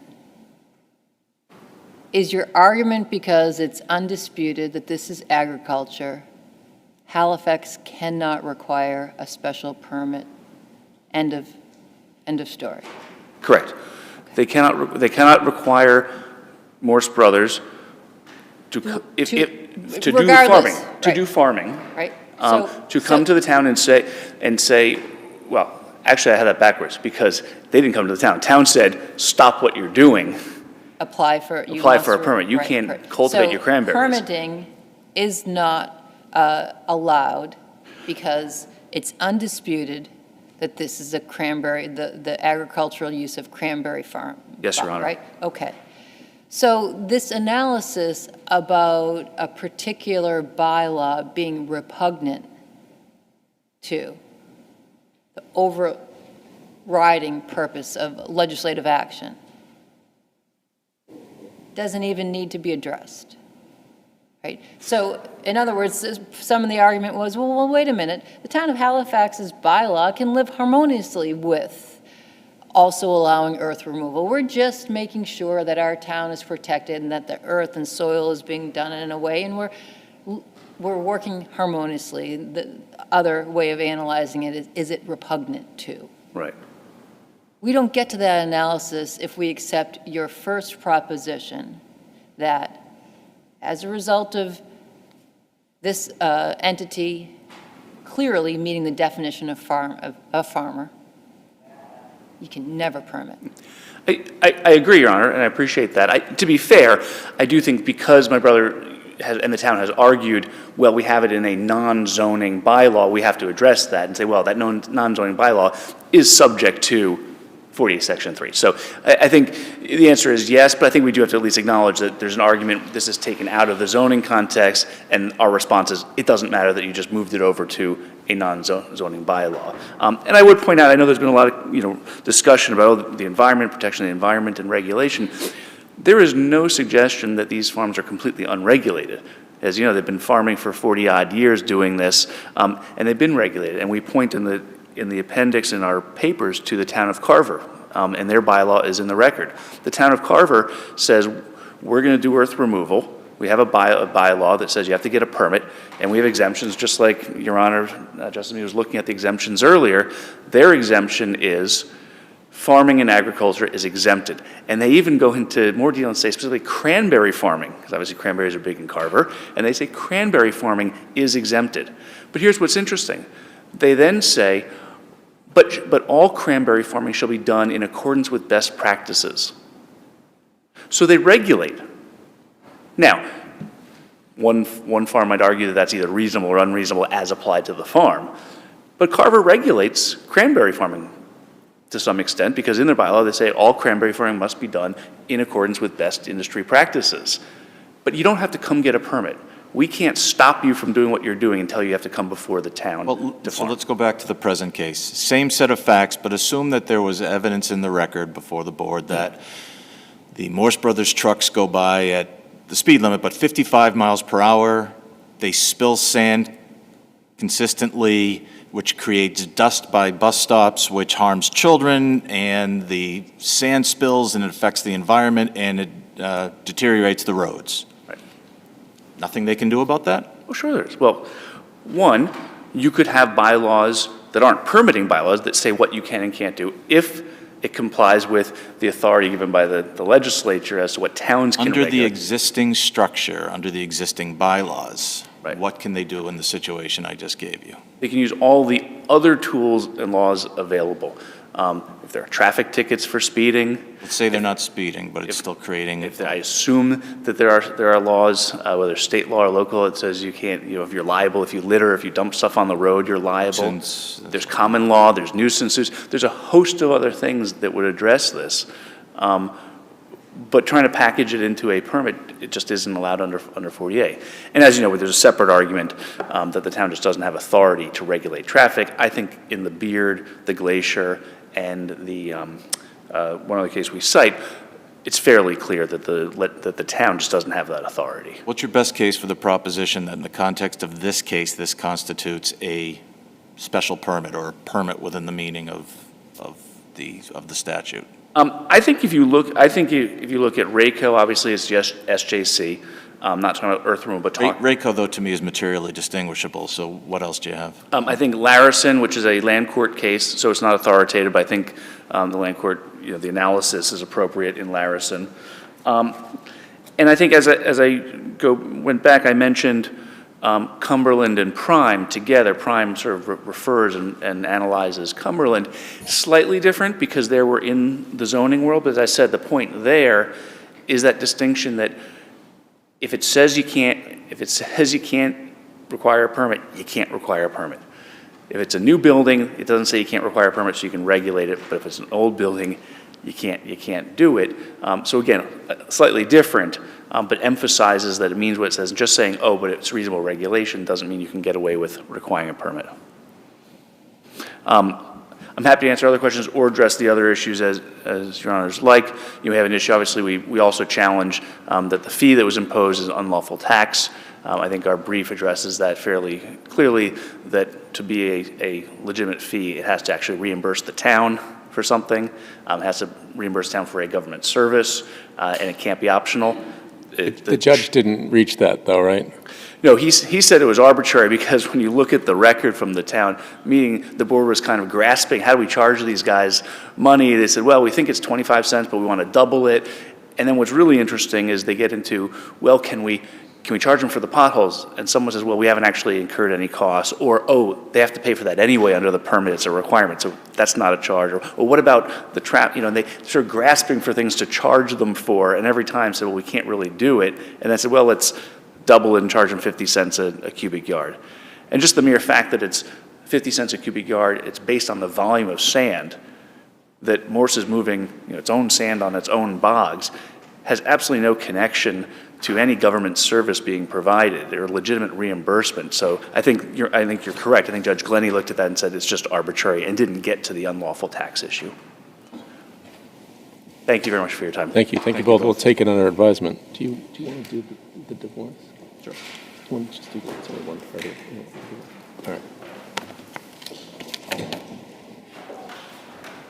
The next case is 24P301 JR versus KR. This case is partially impounded, so please refer to the parties by the initials.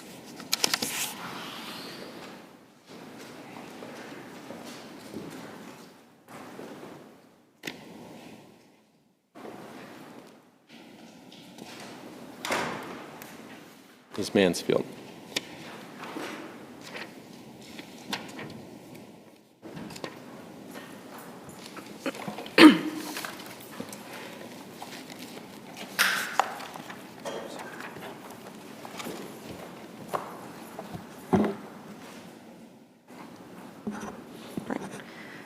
Good morning, Your Honors, and may it please the Court. My name is Katie Mansfield, and I am the 303 certified to appear here today on behalf of ex-wife appellant KR.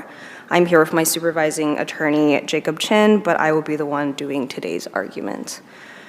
I'm here to argue three main issues. First, that the trial court erred in not granting alimony. Second, that the trial court miscalculated JR's income for the purpose of alimony and child support. And third, that the trial court made a clear error in its valuation of the marital estate and its decision to present KR with only half of it. On the issue of alimony, the trial judge made two main mistakes. The court blurred the distinction between alimony and property division and made a clear error in weighing the required factors for alimony. The SJC has stated that it is important that courts do not blur the distinction between alimony and property division. This is because property division and alimony serve two different policy goals. Property division exists to recognize the joint contribution of the spouses to the marital estate, while alimony is based on the duty and ability of one spouse to support the other spouse's maintenance of the marital lifestyle. When these two are conflated, as the trial judge has done in this case, it can create drastic inequities. The trial court found that KR needed support to maintain her lifestyle, and based on the parties' large gap in station, calculated an alimony award. But then it said that KR's need could be taken care of through the division of the marital estate. This clearly blurs the distinction between the two. And simply supplanting the proper award of alimony with property division fails to meet KR's need. And I'd like to I think the case that's most on point for this is Grubert, where the appeals court reverses the trial court's award of a 50-50 division of marital estate and $400 a week in alimony based on running the numbers and seeing that under that award, the wife is still burdened by debts week over week and barely able to meet her needs. And that's exactly what's happening here. So the trial judge found that KR and JR had reasonably similar expenses, but KR's income, weekly income, is about a fourth of what JR's weekly income is. And so based on that, there should have been an alimony award of about $324 a week. Meanwhile, however, the trial judge said that that could be offset by the property division. But the property division math comes out to only about $136 a week. And so that barely closes the gap between these parties. And KR has been deprived of over half of what she would have received under traditional alimony principles. Judge also entered a finding that neither party entered any evidence regarding the tax implications of an alimony award. And I think the record supports that finding, in that without expert testimony on that, the judge can't make that calculation. Isn't that a problem for you? I think the answer to that is yes, but go ahead. There are tax implications, but the trial court also has multiple levers it could pull. And so if it didn't want to do alimony, then it could have... It's not that he didn't want to. It's that he didn't have the information before him to do other than he did. He did not label this as really a decision. He really characterized it as, based on the record before me, I don't have credible evidence to do otherwise. I believe from the corrected findings that the judge's discussion of the alimony award, though, is more about the parties' incomes, expenses, liabilities, and the division of the marital estate. And so taking that as the judge's reasoning, then it is clear that the judge blurred the distinction between the two. So a question for you. If there's a failure by either side to present evidence of the tax consequences,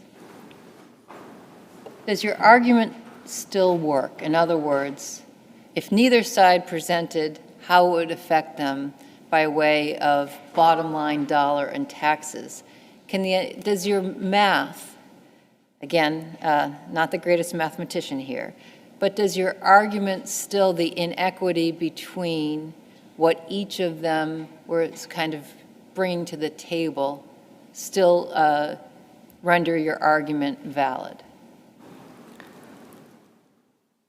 I believe it does. I am also not an expert in tax and the tax implications of this, but the income that is used for the calculation came from husband's wages and other income that he was drawing from the business as the business owner, as a shareholder in the business. And so that gap still bears out. The wife is only receiving around, $200 in wages from her job part-time at Market Basket. And furthermore, I would say that the trial judge also not looking just at the income, but needs to look at the other section 53 factors required for alimony, and part of that is the contribution of the parties to the marriage, the health, employability, and the trial judge made findings there that wife had very little ability to increase her income through employment, made findings that the wife's health also significantly impacted her ability to work, and that was due to heart problems that she suffered from pregnancies during the marriage. In terms of contributions to the marriage, she was the primary caregiver and homemaker because she was not permitted to work outside the home, and that also contributes to her ability to improve her station because she has this long gap in her resume, a lack of fluency in English, and all of that should have also factored into the way the court decided to make this decision of alimony and how to weigh it. And so I think what is clear is that the current award as it stands is inequitable because, again, it leaves the wife significantly worse off than she would have been under traditional alimony principles, and doesn't take into account these other key 53A factors that the court should have weighed. Additionally, I think the difference between the parties is even more drastic when this court considers that the trial judge miscalculated Mr. Rao's income for purpose of child support and alimony, and so that's the second issue, where the trial court significantly underestimated Mr. Rao's income from wages and also failed to impute additional income from Mr. Rao's use of the business account for his personal expenses and other cash deposits he received.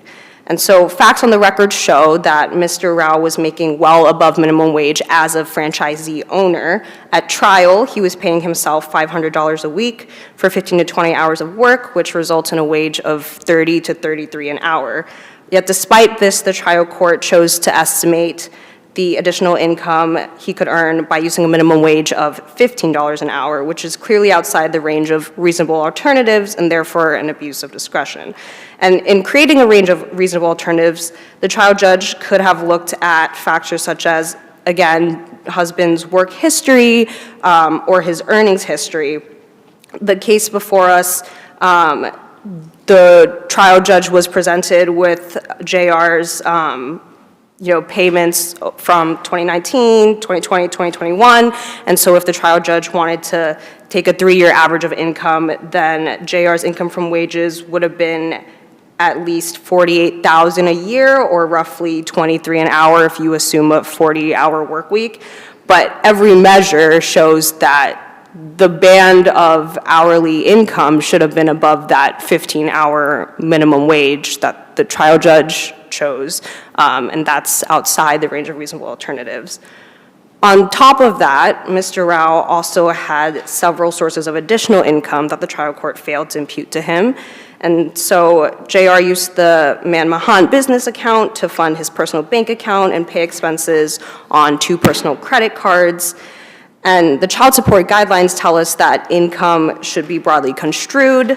Section 1D speaks about in-kind payments or benefits received by a parent, personal use of business property, and payment of personal expenses by a business in the course of self-employment, if such payments are significant and reduce personal living expenses. And the trial judge was presented with evidence on the record that JR was drawing upon an average of $26,000 annually from Manmahan's business account to pay personal expenses, and received an additional average of $19,000 a year in deposits from undisclosed sources. And there's no mention of this within the findings. The lower court failed to factor these amounts into its calculation of Mr. Rao's income, or at least discuss why it, discredited. If it were to not credit that amount, there's no discussion of it in the findings, and so that's also an issue. And so in conclusion, between JR's wages, personal use of business funds, and additional cash deposits to his personal account, the average weekly income should have been about $2,000 weekly, which is about $800 per week more than what the trial court calculated. And again, goes to that determination of the gap between the spouses and JR's duty and ability to pay, and why alimony, in light of that, would have been the fair and equitable call. Lastly, the trial court made a clear error in its valuation of the marital estate and its decision to present Ms. Rao with only half of it. And so the first issue here is that the court did not properly consider all the mandatory Section 34 factors in its equitable division of the marital estate. And so one thing to point to here is that amount and duration of alimony is a Section 34 factor that a court must consider when dividing the marital property. And so if the court were to decide, as it did, not to award Ms. Rao alimony, then it should have factored that into how it then divided the marital estate, but it didn't, and so it doubly deprived her. The court also failed to fully consider the conduct of the parties during the marriage and the opportunity that each had for future acquisition of capital assets and income. So the trial judge found that Ms. KR's homemaking contributions allowed JR and his parents to work and save money to buy the business that is the key part of the marital estate. And during that time, she cared for the home and the children. KR was subject to significant domestic violence and abuse. Despite those findings and the court's findings that the entire business would likely pass to JR through his inheritance because his parents owned the other 40% of the business, it awarded KR only half of JR's share. And so that half represents only 30% of the business's entire value that she contributed to and made possible.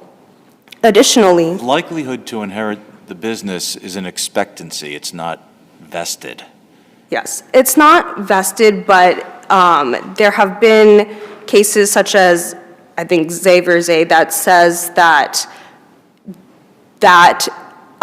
expectancy is able to be considered by the court within this category of opportunity of each for future acquisition of capital assets and income. And what's your best case for that proposition? I'm sorry. Zay versus Zay. From this court, 1993. Got it. Okay. Yes.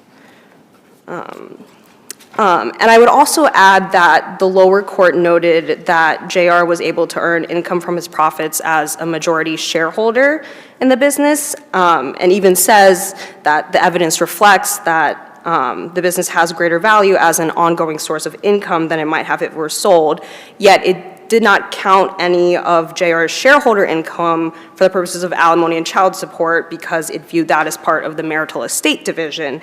And if we are to credit the trial judge's decision that that majority shareholder income should indeed, be tied up in the marital estate division, then that should also have factored into how much the trial court awarded KR, and a simple 50-50 cookie cutter approach clearly doesn't account for that. Lastly, the valuation of the business itself was in clear error. The trial judge credited witnesses for 7-Eleven franchise issues, but notably did not credit anyone as an expert on business valuation, and so, it had to reach its own valuation. But our position is How is that that an error, though? Isn't credibility of the witnesses' testimony lie within the province of the... Yes, the trial judge is definitely allowed to credit the witnesses of the testimony. Our issue is that I believe it's Bernier that says that when, so valuation of the business, question of fact, but when the judge is not allowed to disregard the totality of the circumstances in reaching their valuation, and that is the issue that's happened here. And so judge certainly could credit whichever witnesses he chose, but there was also additional evidence presented from a witness that he chose to credit as a 7-Eleven franchisee witness. That same witness testified to selling a similarly situated 7-Eleven for $150K, and so that should at least have been the value of the business here. We're going to leave it there. Thank you. Do you have any questions for JR? I do not. Do you have any questions? I do not. No, all right, okay, we'll take the matter under advisement. Thank you all. Thank you both. We're going to take a short recess. Court all rise, please.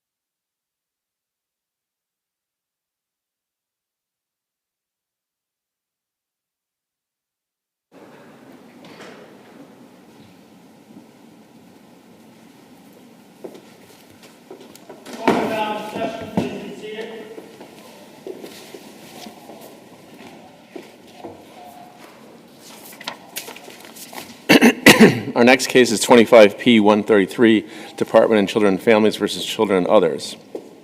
As you all know, this is impounded, so please do not use names, instead titles or pseudonyms. Ms. Hopel. Yes, thank you, Your Honor. Good morning, members of the panel. My name is Natalie Hoppel. May it please the court, and I represent the appellant children in this appeal. Your Honors, my clients are requesting that this court vacate the termination decrees as well as the Rule 60 decision. In support of their request, I'd like to focus on two key issues from our brief, which is the reinstatement of parental rights and the ICPC. Your Honors, in these circumstances, the children are institutionalized legal orphans who have not achieved permanency. My eldest female child client is now 12 and can withhold her consent to adoption under GL Chapter 210, Section 2. The children, albeit in an institutionalized setting, are placed together. Reuniting my clients with their father is a common sense option that the lower court should have considered. The all or nothing aspect of permanently terminating parental rights is no longer an absolute in the United States. As of today, more than 50% of the states have codified varying approaches to the reinstatement of parental rights, which tells us that the majority of states have recognized that the least detrimental alternative approach to child welfare decision-making serves the best interests of the children. Recognizing that not all children's best interests are served by the permanent termination of parental rights is a child-centric and child-specific approach. These children are institutionalized legal orphans. Their best interests are not served by maintaining termination decrees for the sake of termination decrees. Setting down. Let me interrupt for a moment just because I know we have limited time and we're all sharing the time. Can we get to the issue about the ICPC placement? Yes, Your Honor. Was that raised below? Your Honor, it was not raised below by the trial counsel, but I would offer to the court that where it wasn't raised below, it's still a live issue on appeal, given the arguments that I've attempted to make in my brief on behalf of the children, arguing that because the ICPC, as it's implemented, does not allow parents and children to appeal decisions in the receiving state, that's a fundamentally flawed way of placing children across state lines. But isn't that, in my mind, two separate analyses? One is when a department is looking at another state, in this case, Mississippi, right? And to say, check out this home, right? The second is, are you a fit parent, right? And so with one, if we're considering, as the government, terminating the rights of a parent to a child, the right to counsel it is absolutely undeniable. When it comes to an administrative proceeding as to how many bedrooms, how many bathrooms, is this a stable house, or what have you, seems to me to be different. And here you're claiming on an issue that wasn't raised below, what, that the kids had a right to counsel on a home placement or a Your Honor, if I may try to answer your question. In terms of the idea that the mother in this case was the placement as opposed to a relative, her fitness is intertwined with whether or not the ICPC is approved. I'm not aware of circumstances, if any of all that I've experienced, where if an ICPC is denied, the department will override the ICPC or the court will override the ICPC and place the children in that destination or receiving state. I'm not talking about the practical realities if one doesn't happen than the other one. I'm talking about the different rights and the different focus. And not that it's standing, but the priorities. You're saying that the children here, if we were to agree with you, had a right to have an attorney represent their interests when Mississippi evaluated mom's home in Mississippi, right? I think it's because in this particular circumstance, the ICPC on their face, both of the forms, they first say approved, then they say rescinded.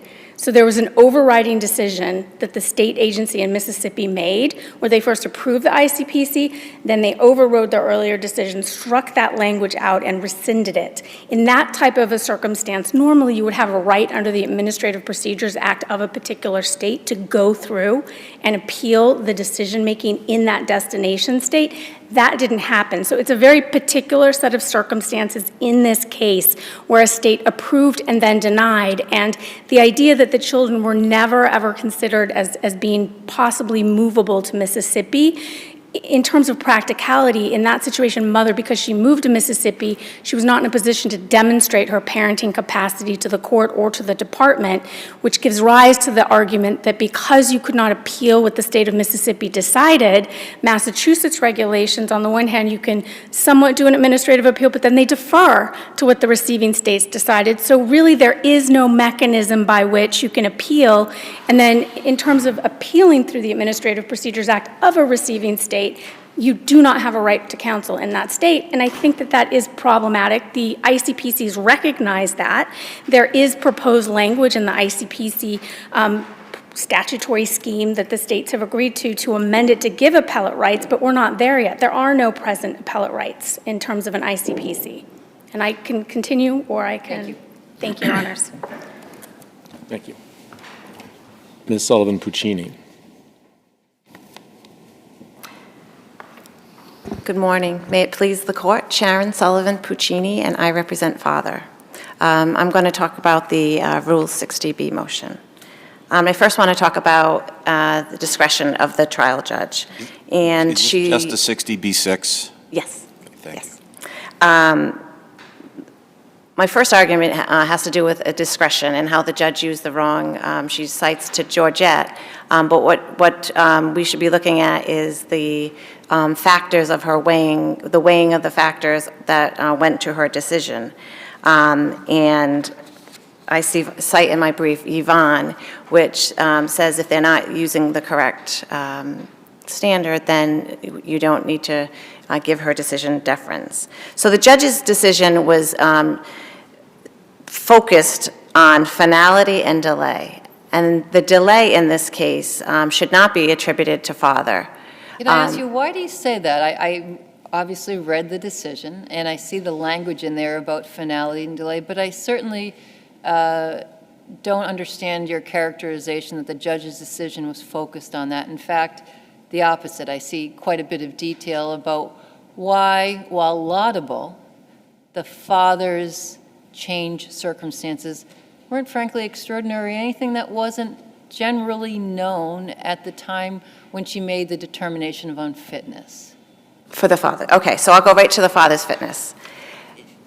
But the circumstances here, they're not, for the 60B, were not just father's fitness, they were also, which is very important, were the children's status as legal orphans.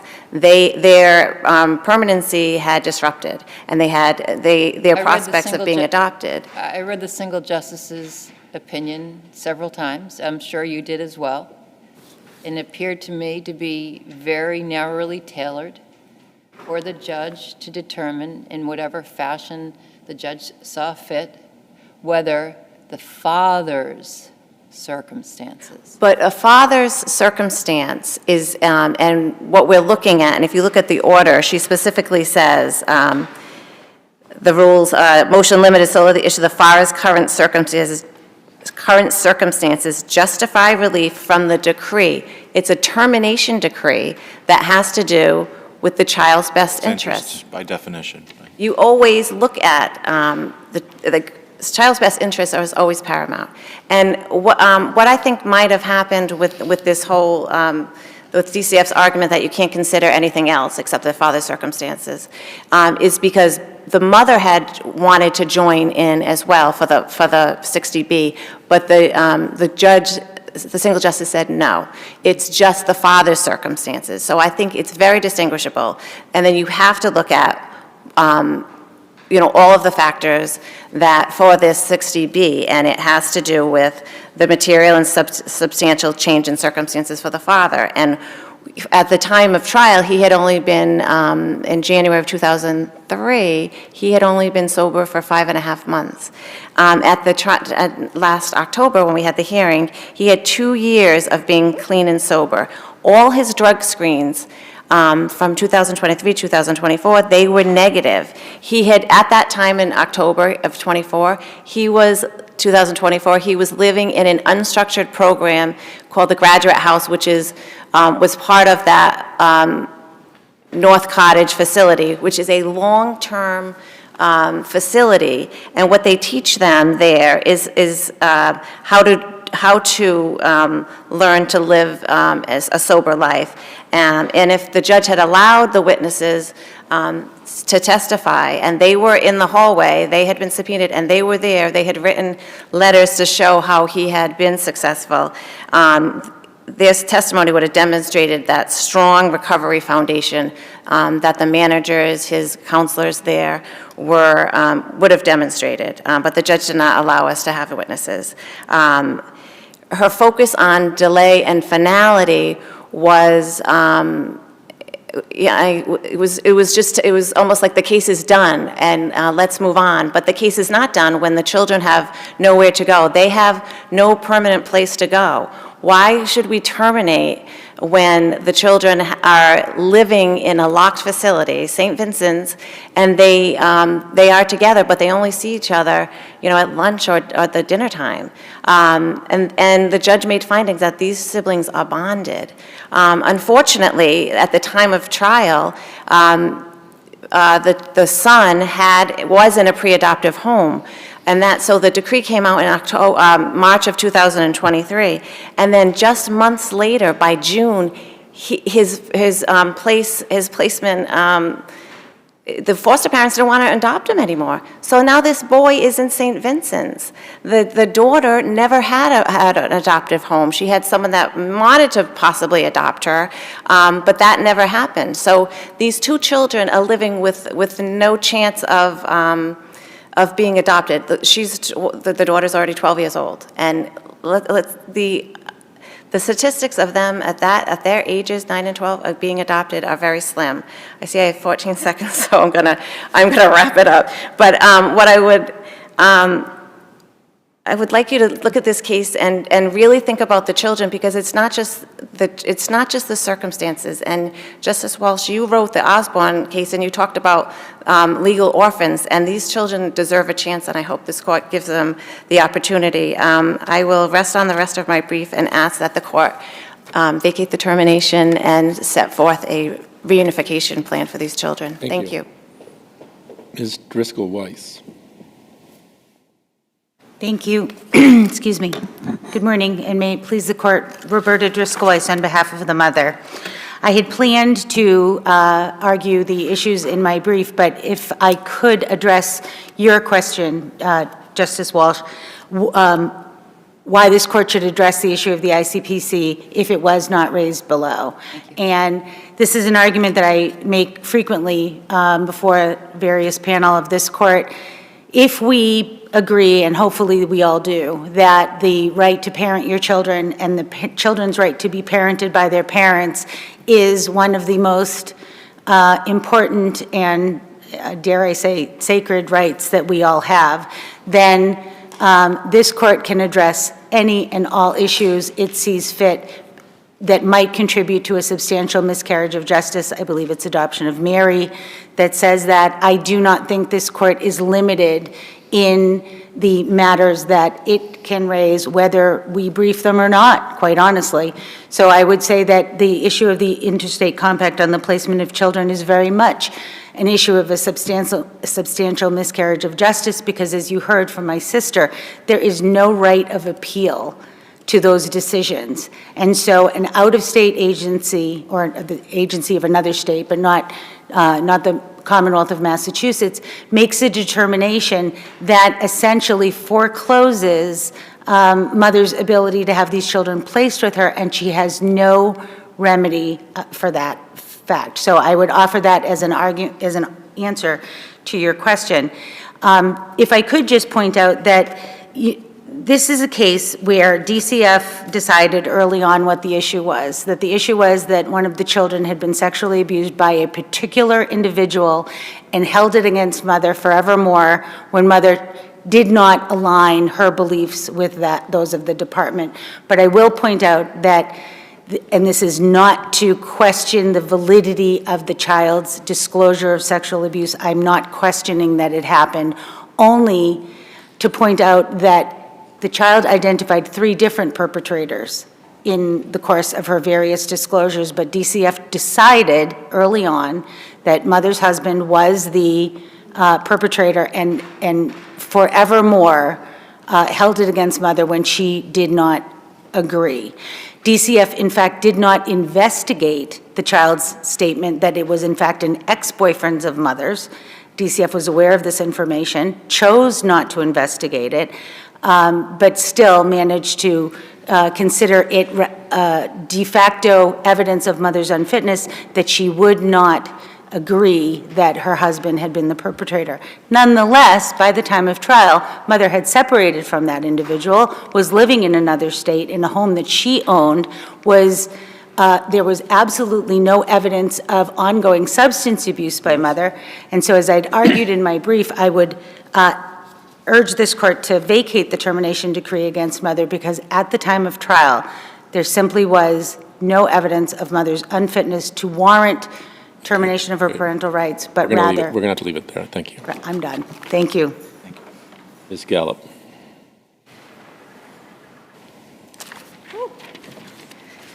Good morning. May it please the court, Julie Gallup on behalf of the Department of Children and Families. The department filed a motion to strike in May and to strike many of the arguments that the appellants have advanced regarding the current or the alleged current status of the children. The single justice's order was clear that they could pursue a 60B motion based on father's changed circumstances and that restricted the trial court's consideration to those. In the face of that order, father and children filed a joint motion advancing several different arguments that about post-judgment developments with regard to the children. Now, I know that my sisters have filed an opposition to that motion yesterday, and they say that the department opened the door by filing a court report at that time of that hearing. The department is required to, at every hearing, file a court report, so I would say like that is not, like the department was not trying to advance that issue, and instead the department did oppose the 60B motion, and at argument on that motion reminded the trial court that the appropriate forum to litigate the children's permanent plan is the 29B hearing, Chapter 11929B. The children retained trial counsel. The 29B hearing, after that hearing occurs, they can appeal that. So the court retains active oversight over their current status and permanent plan. So all of these arguments about, what their current status is, I would say, are not properly before this court. Now, with regard to the issue of waiver for the ICPC, my sister cited the substantial miscarriage of justice as a way to, for this reviewing court to approach a waived issue. Now, my understanding is, based on care and protection of Doretta, a footnote that in care and protection cases, most civil matters, we don't use the substantial miscarriage of justice. It's only in cases that are criminal or quasi-criminal where the standard is proof beyond a reasonable doubt with regard to civil commitments, I think sexually dangerous persons. So I would say the issue is waived. They had an opportunity to present evidence at the time of trial about mother's current fitness.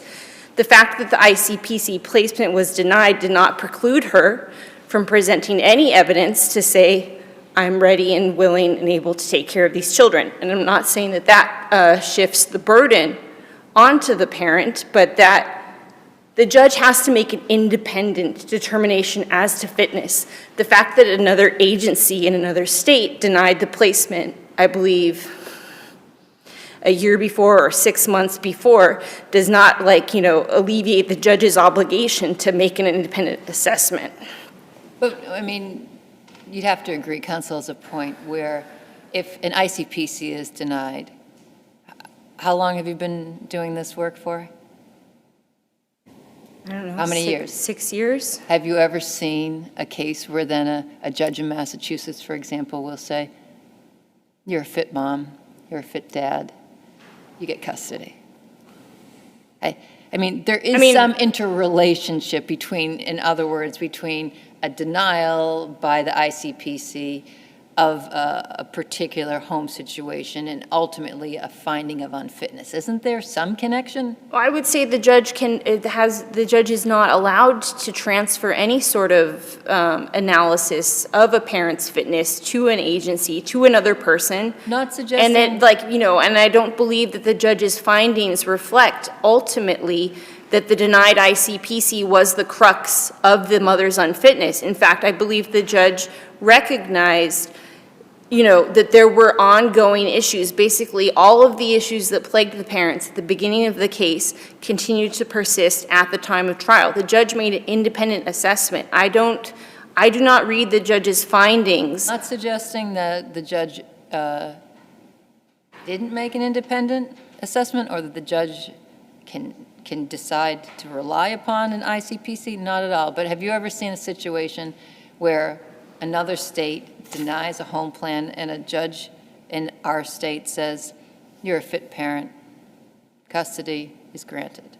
I don't know if my anecdotal observations. My point being is that there's some heft, isn't there, that as a practical matter? I don't agree with that at all. I believe the department presented sufficient evidence regarding mother's ongoing unfitness. Mother maintains that after she relocated to Mississippi, that all the problems that plagued her when she was in Massachusetts disappeared. In the face of the fact that we have 6 mental health coded calls that the police had to respond to, mother was not engaging in any sort of substance use treatment. She said she was going to NA meetings and the person that was giving her a ride then relapsed. There was a history of issues that continued, and that the failure of the Mississippi Child Protective Services to find the home an appropriate placement, I don't believe that does not appear to figure very strongly in the judge's findings, which support the ultimate determination of unfitness.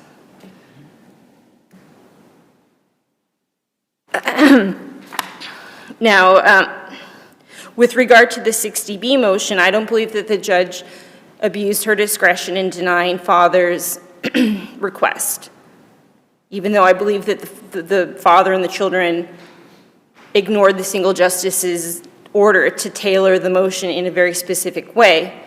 The judge, in her order, reminds us that the 60B motion is not basically a review and redetermination post-termination of parental rights, and that is essentially what was happening here. Father had, at the time of trial, 5 years to engage in services and demonstrate that he was able to take care of 2 high-needs children that he had never independently cared for. He then comes back 18 months later and says that I've addressed one of the issues of many that, rendered me unfit. And I don't believe that the judge, it's an abuse of discretion. I don't believe there was an abuse of discretion to deny that motion. I believe I addressed as many of the arguments as I could in my limited space in my brief. If there are no further questions, I would rest on that. No, thank you. Thank you all. We'll take it under advisement.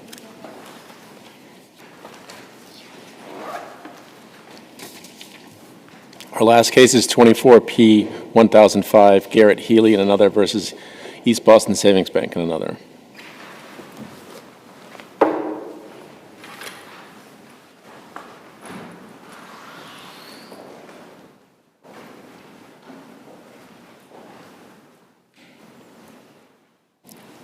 Mr. Grant.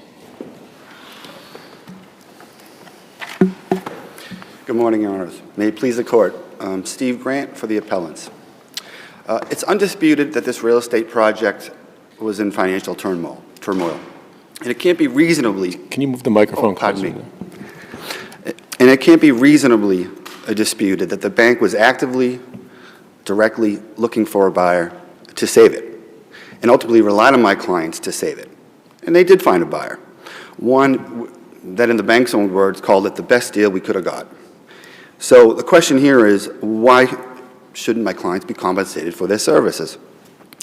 They proffer a number of theories of recovery individually and jointly, and the defendants offer a number of defenses, many of which we feel were waived. So how was the statute of frauds affirmative defense? Let's start with that. I understand your argument that they waited 4 years before they filed an answer. 5 years, yes. 5 years. Did you move to strike it? I did not at the time. Okay. What authority do you have for the proposition that an affirmative defense asserted in an answer that has taken some time to be filed is invalid or waived? Primarily when there's prejudice involved. For example, in December of 2021, technically after the close of discovery, I was finally able to depose the vice president of the bank. 3 weeks later, they filed their answer, including statute of frauds, not the other affirmative defenses they asserted in their motion for summary judgment. I feel that's unfair, at best. At worst, bad faith. Not with my brothers present here today. This was former counsel, Attorney Patrick Dolan. That defense wasn't on the table. It hadn't been. I had no notice of this defense throughout discovery, certainly not at the time of that deposition. I would have asked Mr. Migliozzi, was anything signed at the meeting you had with my client? But I'm sorry. No, go ahead. If you had a signed agreement, I could understand perhaps some prejudice, but there's no signed agreement. My client couldn't submit one. We did ask for, or certainly I could have asked for the vice president. Do you have any? Was anything signed the day of the meeting? Were there any emails that could constitute some type of an agreement? How much time elapsed between the filing of the answer and the motion for summary judgment? I want to say a year, over a year and a half. So that was a lot of time to look into those things. It was. So, but I just want to go back to my question. I understand you're suggesting it was unfair. What case or legal authority do you have for the proposition that an affirmative defense asserted in an answer that was filed years, in this case, after the complaint was filed, is waived? For example, I think O'Donnell v. Bain touches on lateness of affirmative defenses filed. What was the name of that case? O'Donnell versus Bain. Yes, for example. What specifically does that case say about the issue I just raised? Your Honor, if I may, I'll give you perhaps a better case, Leonard v. Brimfield, where in that case it upheld the denial of a motion to amend a complaint, but I feel it's analogous. Although the case was not actually tried for 17 months after the denial of the motion to amend, the case had been pending for over 5 years, and the judge believed the trial was imminent. Right, but in that case, a motion was put forth before the trial judge, before the judge in the Superior Court or whatever trial court they were in. Mm-hmm. There's no such motion here before the trial court, so you're coming to us in the first instance. I don't know that an appellate court has the authority to do this, to do what you're asking us, where there's no rule on point. My question might be poorly articulated, but do you understand what I'm asking? I do believe I know what you're asking. I guess I would say that, you know, an affirmative defense is, and there is case law on this that I believe I cite in my brief, that after a certain amount of time, a defense is waived. And I don't think the onus is on the plaintiff to move to strike it or I believe it is. I mean, if it's, affirmative defenses are typically asserted in an answer, or they can also be asserted at summary judgment. But if you felt at the time that, hey, this is unfair because now I'm just getting notice of this for the first time, the onus is on counsel or is on the party to move to strike it. Because otherwise you're asking this court to sit as basically a court of equity and say, hey, we kind of feel that's unfair. That's really not within our powers. well then, I would move to the alternative argument that Mr. Healy was in a joint venture with Mr. McQuaid, a licensed broker. The bank knew this. The appellees point to what I feel is an irrelevant statute that says if you're a licensed broker and you work in a corporation, LLC, entity, or whatnot, then you can't perform, that is not licensed, well, you can't do that. Here, there was no such entity. You have an auctioneer, licensed auctioneer, and a licensed real estate broker working hand in hand, which is, by all accounts, common practice. And that's one way we would get around the statute of frauds case. It was clear to the bank they were working together. Mr. Healy and Mr. McQuaid submitted an offer to purchase to the bank, as well as to the title owner. Their affidavits say as much. And statute of frauds is just one affirmative defense. They never raised any of the other affirmative defenses until I was served with this summary judgment motion. Unenforceability, illegality, public policy, nothing was asserted until that time. And also, unclean hands was raised as to McQuaid's claim. First I ever heard of it was on that motion for summary judgment. So you agree that someone who is a licensed auctioneer can't broker real estate, correct? Can't be a real estate broker. Correct. Okay.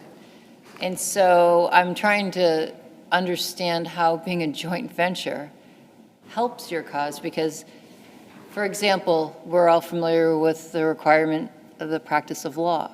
So just because you add somebody in there who's a lawyer, but that the person is doing the work is a non-lawyer, they can't just appear in court and make a legal argument because they have a lawyer with them or everybody knew that there was a lawyer, right? Isn't that the same, in essence, reason why we only allow licensed real estate agents to deal with the sales of property? You have to go through and be professionally licensed. Well, so joint venture doesn't seem, to me, it means you're getting around this requirement that is there for a reason. Tell me why that helps your case. It seems to me like I'm not sure how it does. Tell me how. Well, in a joint venture, your duties are delegated. It doesn't mean that Mr. McQuaid was performing the duties of an auctioneer or Mr. Healy was performing the duties of a broker. They were both performing their respective. But there was no auction, right? There was. Technically, there was no auction where you have the gavel. It never got to the point where there was a public auction. There was no auction. There was no auction. It depends on your definition of auction. There are different types of auction. There's a live auction, auction on reserve. Is an auctioneer operating as an unlicensed broker, is that an auction? No, but an auctioneer operating as a licensed auctioneer. I think this is why the legislature made this distinction. Section 112 RR says you can't, you have to have a license if you're going to act as a broker. QQ says, unless you're acting as an auctioneer. Yeah, it says, but that means that you get compensated for being an auctioneer, not for being, it doesn't grant them license to be, it doesn't provide license to be a broker. Well, inherent in both of these professions there's so much overlap. You have to seek out your network of investors, market and advertise a property. My client put it on its auctioneer website. And I think this is the very reason why the legislature probably made this distinction, because they do have such concurrent duties. But doesn't it contemplate that it actually gets to an auction? I don't know that, I don't want to speak for the legislature, but what happens if an auctioneer is performing his duties in a completely different hypothetical, he's doing all the work that my client did, and then the seller cancels the auction? There's no public auction. So all that time, all of a sudden the auctioneer is deemed to be working as a broker? There's a lot of preparation. You don't just show up one day at the property and collect oral bids. So, and again, I think that's why the legislature specifically made an exception for auctioneers. I'm going to back up onto the joint venture. How does the fact that you claim there's a joint venture, which I'm not clear that's supported by the record, how does that get you around the statute of frauds? Because there still has to be a writing. Mr. McQuaid. What's the evidence that that the bank dealt with anyone other than Healy? There was my client's, Mr. McQuaid's affidavit. He walked the property with Vice President Mr. Magliozzi and the buyer. They went over the plot plan, the financial. They worked together. That I don't even think is disputed. My brother could correct me, but. Well, that was with the buyer, though. I mean, the best evidence that I saw in your brief was that he walked with the offer with the buyer. I think my client's affidavit, too, make it clear that Magliozzi had communications with both Mr. McQuaid and the buyer, Mr. Babago. Do you think the emails between Healy and the bank sufficiently protect you from a statute of frauds? I think it's debatable, And then we also have the question of McQuaid's claim for quantum merit, individually, aside from Mr. Healy. He met the elements required under a theory of quantum merit. Even the lower court agreed he conferred a measurable benefit on the bank. I think that the bank, Mr. McQuaid reasonably expected that he would be paid. He was. So the bank lost almost $2 million in this. So how is that a measurable benefit? Because they didn't lose $4 million? Well, as I said in the lower court, half jokingly, you can lead a horse to water, but you can't make him drink. This is what the bank wanted. The bank wanted this. They wanted someone to at least give them the chance to save the property. Now, it ended up, after the fact, the project tanked, okay? But that can't be my client's fault. They got a buyer. They were satisfied with the proof is in the pudding. They accepted the deal.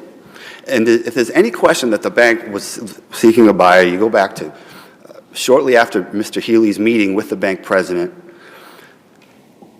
he arranged for a meeting with the first potential buyer, Mr. William Tebow. They went to breakfast together. The documentation, I think in the appendix 864 to 867, you have a deposit that Mr. Tebow submitted to the bank. He ended up backing out of the deal, but it's clear. McQuaid knew that the bank didn't own the property, right? He was ultimately informed that. And what evidence was there that McQuaid had some communication with the bank about a commission? He didn't, and nor did he need one. Why not? The defendants, the appellees say, oh, well, how could there be quantum merit here? And the lower court judge said, there was no communications about payments. First of all, the case that I relied on, Fernard, did not rely on the fact that there weren't any commission payments. But take the maybe somewhat common example of a homeowner who hires a landscaper, and the landscape for the first time, and the landscaper shows up and he starts performing work at the wrong house, and the homeowner's looking out the window and seeing it. There's no communications there between the benefited other homeowner and the landscaper, but the law would protect the landscaper in that instance. In terms of the payment of commission, Quantum Merowit says that the payment would be the reasonable value of the services. So it's not like it's critical that you have to just... Let's go back to your landscaper analogy. If the landscaper unilaterally makes a mistake about which house he's at, you think that the law would compensate him because of some benefit to the unknowing landowner? What if the landowner had come home and it was that the work was done, he had nothing, he had no idea what was going on? Why would he have to pay for that? Then he wouldn't prevail. But in the case where the neighbor is, this lucky neighbor is watching the landscaper put down a stone wall, mow the lawn, trim the bushes. So of course, the quantum merit would definitely come into play there. Conduct of the parties is also Thank you. critical. Thank you. Thank you, Your Honor. Mr. Nescos. Good morning, Nick Nescos on behalf of Rockland Trust Company, a successor by merger to East Boston Savings Bank, and I'll try to be brief today. All of the claims that were asserted in the underlying litigation were properly dismissed by the Superior Court on summary judgment. With respect to Mr. Healy's claims, all of those claims were properly dismissed and had no merit based upon both the real estate broker's license statute, section 87 RR of Chapter 112, and the statute of frauds. As the justices have mentioned, the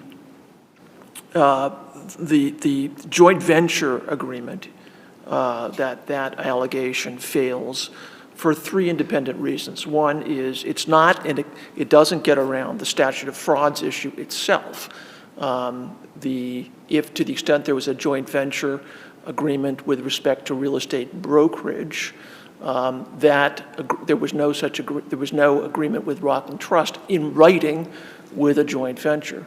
But independent of that, there's no evidence here that Rockland Trust entered into an agreement with a joint venture. The only evidence in the record is that East Boston Savings Bank entered into an agreement, or the allegation is that it entered into an agreement with Mr. Healy, who was not a licensed broker.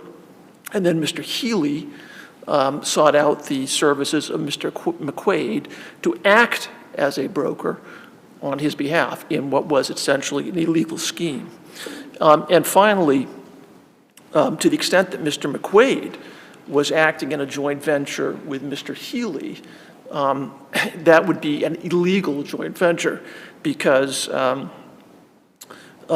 regulations preclude brokers from entering into joint ventures, associations, corporations for brokerage services. What regulations? That's Code 254 Mass 200, Section 11.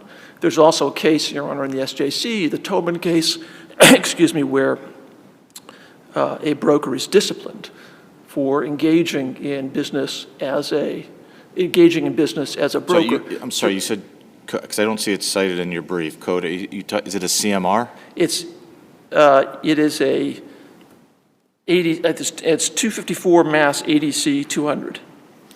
And it's also cited in the Tobin case, which is an SAC case, which we cite in the brief as well, Your Honor. It's 254, so you're citing to an SJC case? Yes, yes. It's not cited in your brief, is it? It is, Your Honor. Okay, why don't I see it here?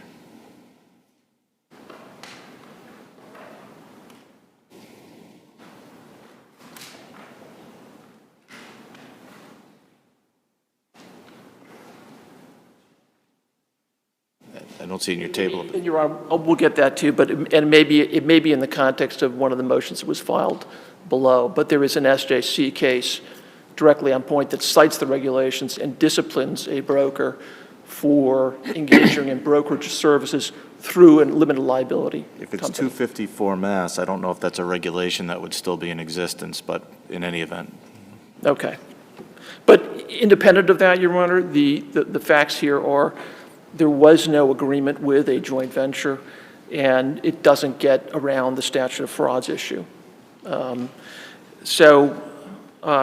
With respect to the claims brought by Mr. McQuaid, there is no possible third-party beneficiary claim here because the underlying contract, as alleged between Mr. Healy and the bank was unenforceable. And the third-party beneficiary stands in the shoes of the original promisee, and so therefore, for that reason alone, the third-party beneficiary contract claim must fail. And with respect to the quantum merit claim by Mr. McQuaid, there are three elements to that claim. The second element is that the party that received the benefit must reasonably have expected to pay compensation to the plaintiff. And this goes to the example that Justice Meade identified of the landscaper who goes to the wrong house.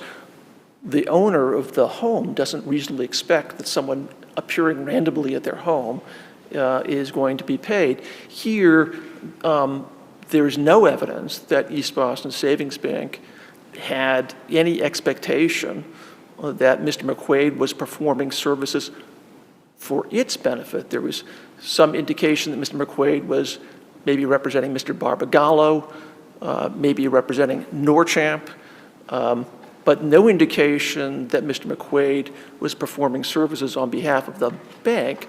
The evidence is there were no communications whatsoever between the bank and Mr. McQuaid. The evidence is that Mr. Healy never identified Mr. McQuaid to the bank as a third-party contractor to which the bank may owe monies, or that Mr. McQuaid was performing services for the bank. Nothing of that sort. So on that second element of quantum merit, there just is no basis for Mr. McQuaid's claims. And ultimately, quantum merit is an equitable claim. It's founded in notions of unjust enrichment and equity. And here, Mr. McQuaid's claims are really based upon a scheme apparently concocted by Mr. Healy to avoid the strictures of Section 87 RR. And for that additional reason, there is no basis for quantum merit, and the underlying courts. One more question for me, and for the record, Justice Meade pointed out to me that the regulation you cited to is at page 28 of your brief, but putting that aside. Thank you. Does the record reflect why it took you 5 years, or your client 5 years, to respond to the complaint in this case? Yeah, I don't have, again, we're successor counsel, so I don't know exactly why it was that the answer was filed late. It was filed in 2022. But the lateness of the answer is really irrelevant in terms of the affirmative defenses that were asserted for two reasons. One is there was no motion to strike.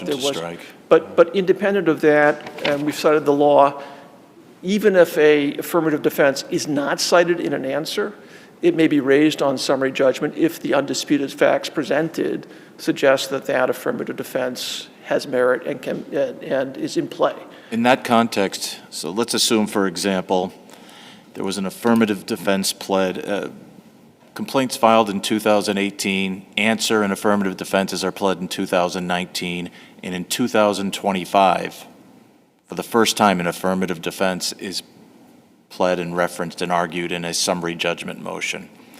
Would the judge in that situation have the discretion to not consider it or to exclude it based upon a late disclosure? Not in the cases that we've seen, Your Honor, not in the Shea case. I would think the answer might be yes, subject to a motion to strike. Yeah, I think that if the context is that there has been no answer filed, it may be yes, but... In the hypothetical I gave you, an answer was filed, but the affirmative defense wasn't pled. Then years later, in the summary judgment motion, for the first time it's raised. Yeah, I think that would be within the judge's discretion to exclude it. May be, Your Honor, in the cases that we have seen and that we cited, it wasn't analyzed as a discretionary issue. The cases say simply that... the judge had the authority to consider it and act on it. Had the authority to do that, and that affirmative defenses may be raised. Maybe, right.